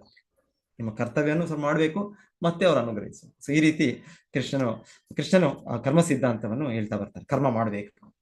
ಸೊ ಹಾಗೆ ಹೇಳ್ತಾರೆ ಇವರೆಲ್ಲ, ಇಲ್ಲ ನೀವೆಷ್ಟು ಶ್ರಮಿಸಿದ್ರು ಕೂಡ ಅದು ಆಗೋದಿಲ್ಲ, ಅದು ಭಗವಂತನ ಕೃಪೆ ಬೇಕು. ಸೊ ಪ್ರಭುಪಾದರು ಅಲ್ಲಿ ಒಳ್ಳೆ ಉದಾಹರಣೆ ಕೊಡ್ತಾ ಇದ್ದಾರೆ. ಹೇಗೆ ಒಮ್ಮೊಮ್ಮೆ ನಮ್ಮ ಒಂದು ಎಲ್ಲ ತಯಾರಿ ಇದೆ ಅಂದ್ರೆ ಒಂದು ಎರಡು ಉದಾಹರಣೆಗಳು ಕೊಡೋದು. ಒಂದು, ಯಾರಾದ್ರೂ ಸಪೋಸ್ ನಮ್ಮ ಮನೆಯಲ್ಲೋ, ನಮ್ಮ ಹತ್ತಿರದವರು, ನಮ್ಮ ಮಕ್ಕಳು, ಇನ್ನೊಬ್ಬರು ಅವರಿಗೆ ಕಾಯಿಲೆ ಬಂದಾಗ, ಇನ್ನೊಂದು ಬಂದಾಗ, ನಾವು ಎಲ್ಲ ಅವ್ರಿಗೆ ಔಷಧಿಗಳನ್ನು ಕೊಡ್ತೇವೆ, ಮತ್ತೆ ಒಂದು ಒಳ್ಳೆ ವೈದ್ಯರನ್ನು ತರ್ತೇವೆ. ಎಲ್ಲನೂ ತಂದರೂ ಕೂಡ ಅದು ಇನ್ನೊಂದೇನೋ ಆಗತ್ತೆ, ಅವ್ರಿಗೆ ರೋಗ ಗುಣ ಆಗೋದಿಲ್ಲ, ಅದರಿಂದ ಇನ್ನೇನೋ ಪರಿಣಾಮವಾಗಿ ಇನ್ನ ಕೆಟ್ಟದಾಗತ್ತೆ, ಇಲ್ಲಾಂದ್ರೆ ಅದು ಗುಣ ಆಗದೆ ಹಾಗೆಯೇ ಅದು ರೋಗ ಮುಂದುವರಿಯುತ್ತೋ, ಇಲ್ಲಾಂದ್ರೆ ಒಂದು ಸಾವು ಕೂಡ ಆಗ್ಬೋದು. ಇದು ನಮ್ಮ ಒಂದು ಬೆಸ್ಟ್ ಡಾಕ್ಟರ್, ಬೆಸ್ಟ್ ಮೆಡಿಸಿನ್ ಅಂತ ನಾನು ಅದು ಅಪೋಲೋ, ಇನ್ನೊಂದು ಒಂದೊಂದು ಸ್ಪೆಷಲೈಸೇಷನ್ ಇದೆ ಇದಕ್ಕೆ, ಹೃದಯಕ್ಕೆ, ಅದಕ್ಕೆ ಅಂತ ಹಾಸ್ಪಿಟಲ್ಗೆ ಹೋಗಿ ಅಂತ ಡಾಕ್ಟರ್ನೇ ಹಿಡಿದು ನಾನು ಅವರೇ ಕ್ಯಾನ್ಸರ್ ಸ್ಪೆಷಲಿಸ್ಟ್, ಆ ಸ್ಪೆಷಲಿಸ್ಟ್ ಅಂತ ಒಂದು ಮದ್ದು ಅದು ಒಂದೊಂದು ಈಗ ತಾನೇ ತಯಾರಿಯಾಗಿದೆ, ಈಗ ತಾನೇ ಶೋಧನೆ ಮಾಡಿ ಅದು ಅಮೆರಿಕದಿಂದ ಇಂಪೋರ್ಟ್ ಆಗಿದೆ. ಅದು ಮಾಡ್ಬೋದು, ನೀವೆಲ್ಲ ಮಾಡ್ಬೋದು ನೀವು. ಆದರೆ ಭಗವಂತನ ಇದು ಇಲ್ಲ ಅಂದ್ರೆ, ಕೃಷ್ಣನ ಕೃಪೆ ಇಲ್ಲ ಅಂದ್ರೆ ನಮ್ಮ ಏನೋ ಪ್ರಯತ್ನ ಕೂಡ ವಿಫಲ ಆಗಿದೆ. ಸೊ ಹೀಗೆ ಅವರು ಭಗವಂತನ ಒಂದು ಇದಿದೆ, ನಮಗಿಂತ ಮೇಲೆ ಅಧಿಕಾರಿಗಳು, ದೇವತೆಗಳಿದ್ದಾರೆ. ಸೊ ಅವರ ನಿರ್ವಹಣೆ ಇದೆ. ಸೊ ಈ ರೀತಿಯಲ್ಲಿ ನಂದ ಮಹಾರಾಜರೆಲ್ಲ ಆರಂಭಿಸ್ತಾರೆ. ಸೊ ಕೃಷ್ಣನು ಇನ್ನಾದ್ರೂ ಮುಂದುವರಿಸ್ತಾ, ಇಲ್ಲ ಕರ್ಮ ಮಾಡ್ಬೇಕು. ನೋಡಿ, ನಾವು ಜನ್ಮ ಪಡೆದಿದ್ದೇವೆ ಅಂದ್ರೆ ನಾವು ನಮ್ಮ ಹಿಂದಿನ ಕರ್ಮದ ಅನುಸಾರವಾಗಿ ನಾವು ಜನ್ಮ ಪಡೆದೇವೆ. ಸೊ ನಮ್ಮ ಕರ್ಮದ ಆಧಾರವಾಗಿರೋದು. ಸೊ ಹಾಗೆ ನೀವು ಒಳ್ಳೆ ಕರ್ಮ ಮಾಡ್ಬೇಕು, ಒಳ್ಳೆ ಶ್ರಮ ಪಡಬೇಕು. ಇದೆಲ್ಲ ನೀವು ಈ ತರ ಕೃಷ್ಣನ ಕರ್ಮ ಮೀಮಾಂಸ ಸಿದ್ಧಾಂತವನ್ನೇ ಕೃಷ್ಣನ ಗಟ್ಟಿಯಾಗಿ ಹಿಡಿದು ನಮ್ಮ ಚಟುವಟಿಕೆಗಳು, ನಮ್ಮ ಕಾರ್ಯಗಳು, ಆಮೇಲೆ ಕೃಷ್ಣನು ಹೇಳೋದು ನೋಡಿ ನಮಗೆ ಬೇಕಾಗಿರೋ ಕೊನೆಗೆ ಆಮೇಲೆ ಸೊ ಕೃಷ್ಣನು ಈ ರೀತಿ ಇದು ಬೇಕಾಗಿಲ್ಲ, ಇಂದ್ರನ ಯಜ್ಞ ಆಚರಣೆ ಬೇಕಾಗಿಲ್ಲ. ಮತ್ತೆ ಹೇಳ್ತಾರೆ ಕೃಷ್ಣ ಇನ್ನೊಂದು ಕಾರಣ ಕೊಡೋದು, ಎಲ್ಲವೂ ಕೂಡ ಈ 3 ಗುಣಗಳಿಂದ ಆಗೋದು. ಜಗತ್ತು ಅಂದ್ರೆ ಎಲ್ಲವೂ ಕೂಡ ಪ್ರಕೃತಿಯ ಕ್ರಿಯಮಾಣಾನಿ ಗುಣೈಕರ್ಮಾಣಿ ಸರ್ವಶಃ. ಸತ್ವಗುಣ, ರಜೋಗುಣ, ತಮೋಗುಣ ಅದರ ಪ್ರಭಾವದಲ್ಲಿ ಆಗುತ್ತೆ. ಈ ಮಳೆ ಬರುವಂತದ್ದು ರಜೋಗುಣದ ಪ್ರಭಾವದಲ್ಲಿ ಬರುತ್ತೆ. ಸೊ ಅವ್ರು ಹೇಳ್ತಾರೆ ಒಮ್ಮೊಮ್ಮೆ ಈ ಜಗತ್ತಿನಲ್ಲಿ ಭಗವಂತನ ನಿರ್ದೇಶನದಲ್ಲಿ ಸತ್ವಗುಣ ಇರುತ್ತೆ, ಒಂದೊಂದ್ಸಲ ರಜೋಗುಣ ಹೆಚ್ಚಿರುತ್ತೆ, ಒಂದ್ಸಲ ತಮೋಗುಣ ಇರುತ್ತೆ. ಸೊ ರಜೋಗುಣದ ಪ್ರಭಾವದಲ್ಲಿ ಮೂಲತಃ ಈ ಮಳೆ ಸುರಿಯುವಂಥದ್ದು. ಸೊ ಹಾಗೆ ಇದಕ್ಕೆ ಈ ಅಧಿಕಾರಿ ಇಂದ್ರ ಅಂತ ನೀವು ಹೇಳ್ತಾ ಇದ್ದೀರಾ. ಆದ್ರೆ ನೋಡಿ ಆ ಇಂದ್ರ ಹೇಗೆ ಕೆಲಸ ಮಾಡ್ತಾರೆ, ಬೇಜವಾಬ್ದಾರಿ ಕೆಲಸ ಮಾಡ್ತಾರೆ. ಬೇಜವಾಬ್ದಾರಿ ಕೆಲಸ ಅಂದ್ರೆ ಮಳೆ ನಮ್ಗೆ ಬೇಕು, ಎಲ್ಲಿ ಬೇಕು ಮಳೆ ನಮಗೆ ಎಲ್ಲಿ ಗಿಡ ಮೂಲಿಕೆಗಳು ಬೆಳಿಬೇಕು ಅಲ್ಲಿ ಬೇಕು. ಅರೆ ಇವರು ಹೋಗಿ ಎಲ್ಲೆಲ್ಲೋ ಕಲ್ಲು ಮೇಲೆ ಎಲ್ಲ ಮಳೆ ಸುರಿಸ್ತಾರೆ, ಸಮುದ್ರದ ಮೇಲೆ ಮಳೆ ಸುರಿಸ್ತಾರೆ. ಇದೇನ್ ಕರ್ತವ್ಯ ಮಾಡ್ತಾ ಇದ್ದಾರೆ, ಏನ್ ಇವ್ರು ಮಾಡೋದು? ಇವ್ರಿಗೆ ನಿಯಂತ್ರಣ ಇಲ್ಲ ಇವ್ರಿಗೆ ಆತರ. ಸೊ ನೀವು ಇದೆಲ್ಲ ಈ ತರ ದಾರಿ ತಪ್ಪಿ ಇವ್ರನ್ನ ಪೂಜಿಸಬೇಡಿ ನೀವು ಇಂದ್ರನಿಗೆ. ಸೊ ಹೀಗೆ ಇಂದ್ರನಿಗೆ ಕೋಪ ಬರಬೇಕು ಆತರ ಅಂತ ಕೂಡ ಕೃಷ್ಣ ತುಂಬಾ ಒಂದು ರೀತಿಯಲ್ಲಿ ಇಂದ್ರನನ್ನು ಒಂದು ನಿರ್ಲಕ್ಷಿಸಿ ಮಾತನಾಡೋದು, ಅವಹೇಳನ ಮಾಡೋದು ಇಂದ್ರನ ಬಗ್ಗೆ. ಸೊ ಇದೆಲ್ಲ ಆಗತ್ತೆ. ಮತ್ತೆ ಹಾಗೆ ಕೊನೆಗೆ ಏನ್ ಮಾಡೋದು? ನಂದ ಮಹಾರಾಜೆಲ್ಲ ತುಂಬಾ ಸರಳ ಪ್ರಾಮಾಣಿಕ ವ್ಯಕ್ತಿಗಳು. ಮತ್ತೆ ಕೃಷ್ಣನು ಇಷ್ಟು ಒತ್ತಾಯ ಮಾಡ್ತಾ ಇದ್ದಾನೆ. ಕೃಷ್ಣ ಹೇಳ್ತಾನೆ ನೋಡಿ ನಮಗೆ ಮುಖ್ಯವಾಗಿ ಕಾರಣ ಅಂದ್ರೆ ಏನು, ನಾವು ವೈಶ್ಯರು. ಸೊ ನಮ್ಮ ನಿರ್ದಿಷ್ಟ ಕರ್ತವ್ಯಗಳಿದೆ, ಒಬ್ಬೊಬ್ಬರಿಗೆ ಕರ್ತವ್ಯ ಇದೆ. ವೈದಿಕ ಇದರ ಪ್ರಕಾರವಾಗಿ ಬ್ರಾಹ್ಮಣರಿಗೆ ಒಂದು ರೀತಿ ಕರ್ತವ್ಯ ಇದೆ, ಕ್ಷತ್ರಿಯರಿಗೆ ಒಂದು ಕರ್ತವ್ಯ ಇದೆ. ಬ್ರಾಹ್ಮಣರಾದವರು ವೈದಿಕ ಗ್ರಂಥಗಳಲ್ಲಿ ಅವರು ಅಧ್ಯಯನ ಮಾಡಿ ಅವರ ಜ್ಞಾನವನ್ನು ಪಡೆದು ಮತ್ತೆ ಜನರಿಗೆ ಅದರ ಮೂಲಕ ಅದರ ಮಾರ್ಗದರ್ಶನ ಉಪದೇಶ ಕೊಡಬೇಕು. ಪಠನ್ ಪಾಠನ್ ಯಜನ್ ಯಾಜನ್ ದಾನ ಪ್ರತಿಗ್ರಹ. ಅದೇ ರೀತಿಯಲ್ಲಿ ಕ್ಷತ್ರಿಯರಾದವರು ಅವರು ಮಾಡ್ಬೇಕು. ಬ್ರಾಹ್ಮಣರು ಭಗವಂತನನ್ನು ಪೂಜಿಸುವ ಒಂದು ಕ್ರಮ ಮತ್ತೆ ಬೇರೆಯವ್ರಿಗೂ ಹೇಳ್ಕೊಡ್ಬೇಕು. ಪಠನ್ ಪಾಠನ್ ಯಜನ್ ಯಾಜನ್ ದಾನ ಪ್ರತಿಗ್ರಹ. ಮತ್ತೆ ಆ ರೀತಿ ಅವರು ಮಗ್ನವಾಗಿರುವಂತ ಕಾರ್ಯಗಳಲ್ಲಿ ಅವರು ದಾನವನ್ನು ಸ್ವೀಕರಿಸುವ ಅವ್ರಿಗೆ ಒಂದು ಇದು ಇರುತ್ತೆ. ಭಗವಂತನ ಇದು ಈ ನಿರ್ದಿಷ್ಟ ಕರ್ತವ್ಯಗಳಲ್ಲಿ ಅವ್ರಿಗೆ ಅಧಿಕಾರ ಇರ್ಬೋದು ಅವರು. ಆದ್ರೆ ಅದನ್ನು ಅವ್ರು ಶೇಖರಿಸ್ಕೊಂಡು ಅವರೇ ಇದು ನಾವು ಎಫ್ ಡಿ ಮಾಡ್ಕೊಂಡಂತವಲ್ಲ, ಅವರು ಅದನ್ನ ಪ್ರತಿಗ್ರಹ ಮತ್ತೆ ಜನರಿಗೆ ಮತ್ತೆ ಭಗವಂತನ ಸೇವೆಗೆ ಅವರು ಉಪಯೋಗಿಸ್ಬೇಕು. ಇದು ಬ್ರಾಹ್ಮಣನ ಕರ್ತವ್ಯ. ಅದೇ ರೀತಿಯಲ್ಲಿ ಕ್ಷತ್ರಿಯ ಕರ್ತವ್ಯ, ಅವರು ಜನರನ್ನ ರಕ್ಷಣೆ ಕೊಡ್ಬೇಕು.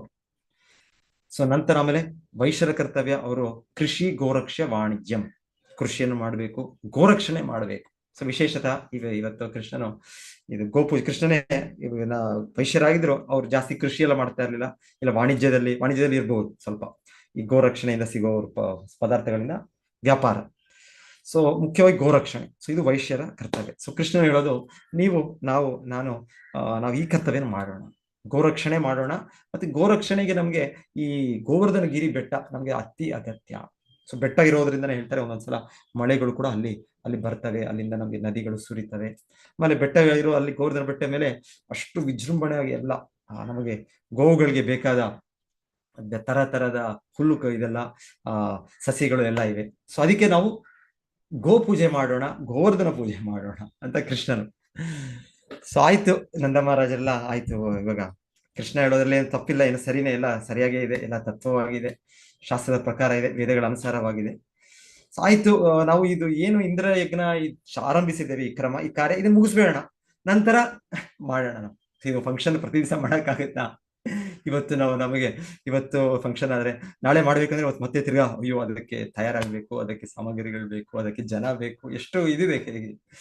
ಸೊ ಹಿಂದರ ಕೃಷ್ಣ ಹೇಳ್ತಾರೆ ಇಲ್ಲ ಅಪ್ಪ, ಅಷ್ಟು ಸಮಯ ಇಲ್ಲ, ಅಷ್ಟು ನಮಗೆ ಇದು ಹೇಗಿದ್ರು ಇದು ಪ್ರಯೋಜನ ಇಲ್ಲ, ಇದನ್ನ ಮಾಡೋದು ಇಂದ್ರ ಪೂಜೆ, ಇದರ ಒಂದು ನಯ ಪೈಸಾ ಇದಕ್ಕೆ ಪ್ರಯೋಜನ ಇಲ್ಲ, ಒಂದು ಕಾಸು ಪ್ರಯೋಜನ ಇಲ್ಲ. ಸೊ ಹಾಗೆ ಕೃಷ್ಣ ಇದನ್ನ ಬಿಟ್ಬಿಡಿ, ಇದನ್ನ ಏನಿದೆ ಆಗ್ಲೇ ತಯಾರಿ ಮಾಡಿದೀರಾ, ಇದನ್ನೇ ಉಪಯೋಗಿಸ್ಕೊಂಡು ನೀವು ಗೋವರ್ಧನ ಪೂಜೆ ಮಾಡಿ, ಗೋ ಪೂಜೆ ಮಾಡಿ. ಸೆಕೆಂಡ್ ತಯಾರಿಗೆ ಅಂದ್ರೆ ಏನ್ ಬೇಕು, ಎಲ್ಲ ಕ್ಲೀನ್ ಆಗಿ ಸ್ವಚ್ಛ ಆಗ್ಬೇಕು, ಎಲ್ಲ ಡೆಕೋರೇಷನ್ ಶೃಂಗಾರ ಆಗ್ಬೇಕು, ಮತ್ತೆ ಎಲ್ಲ ಆಹಾರಗಳ ತಯಾರಿ ಆಗಿ, ಇದೆಲ್ಲ ಕಾಮನ್. ಯಾವ ಯಜ್ಞ ಮಾಡೋದು ಇದು ಕಾಮನ್. ಸೊ ಹಾಗೆ ಎಲ್ಲ ಆಗ್ಲೇ ಆಗ್ಬಿಟ್ಟಿದೆ, 99% ನಿಮ್ದು ತಯಾರಿ ಆಗ್ಬಿಟ್ಟಿದೆ, ಇನ್ನು 1% ತಯಾರಿ ಆಗ್ಬೇಕಷ್ಟೇ ಅದು. ಸೊ ಹಾಗೆ ಕೃಷ್ಣನು ಹೇಳಿದ್ದು ಅದನ್ನ ಬಿಟ್ಬಿಟ್ಟು ಗೋವರ್ಧನ ಪೂಜೆ ಮಾಡಿ.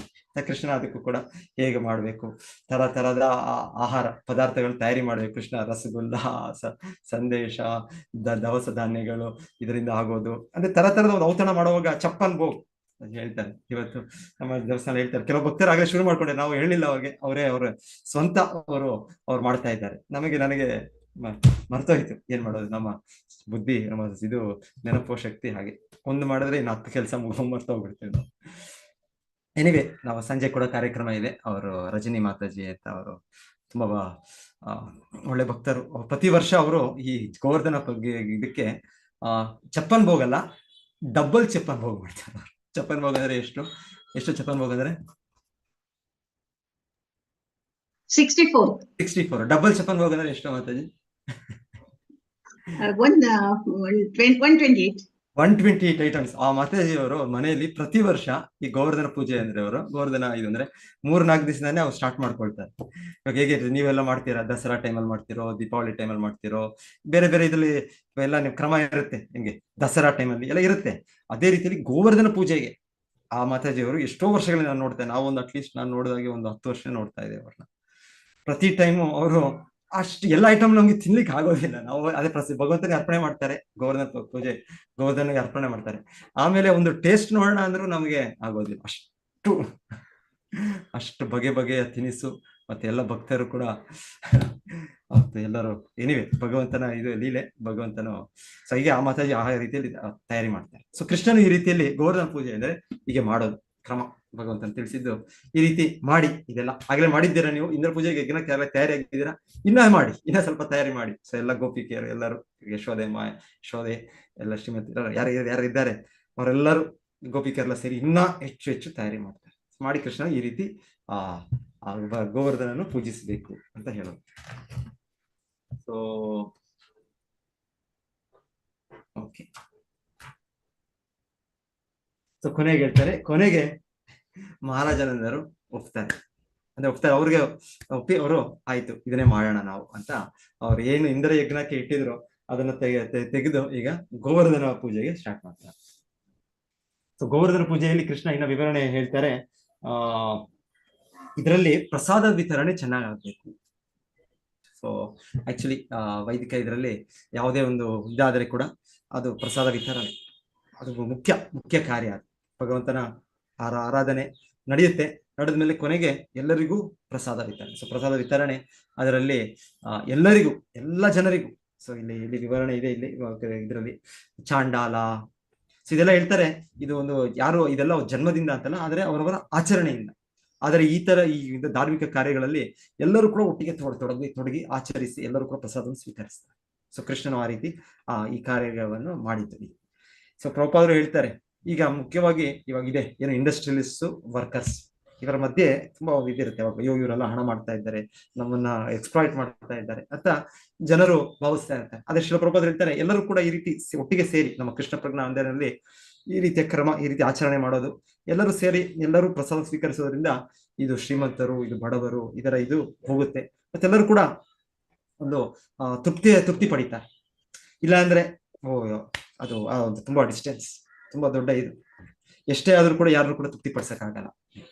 ಅವರು ಎಲ್ಲರೂ ನಾವು ಭೌತಿಕ ಜಗತ್ತು ಅಂದ್ರೆ ನಮ್ಮ ಭಾವನೆ ಕೊನೆಗೆ ನಾನು ಹೆಚ್ಚು ಇದು ಮಾಡ್ತಾ ಇದ್ದೇನೆ, ನನ್ನನ್ನು ಇನ್ನೊಬ್ಬ ವ್ಯಕ್ತಿ ತುಳಿದು ನನ್ನ ಇದು ಉಪಯೋಗಿಸ್ಕೊಳ್ತಾ ಇದೆ, ಆ ಥರ ಭಾವನೆ ಹೆಚ್ಚು.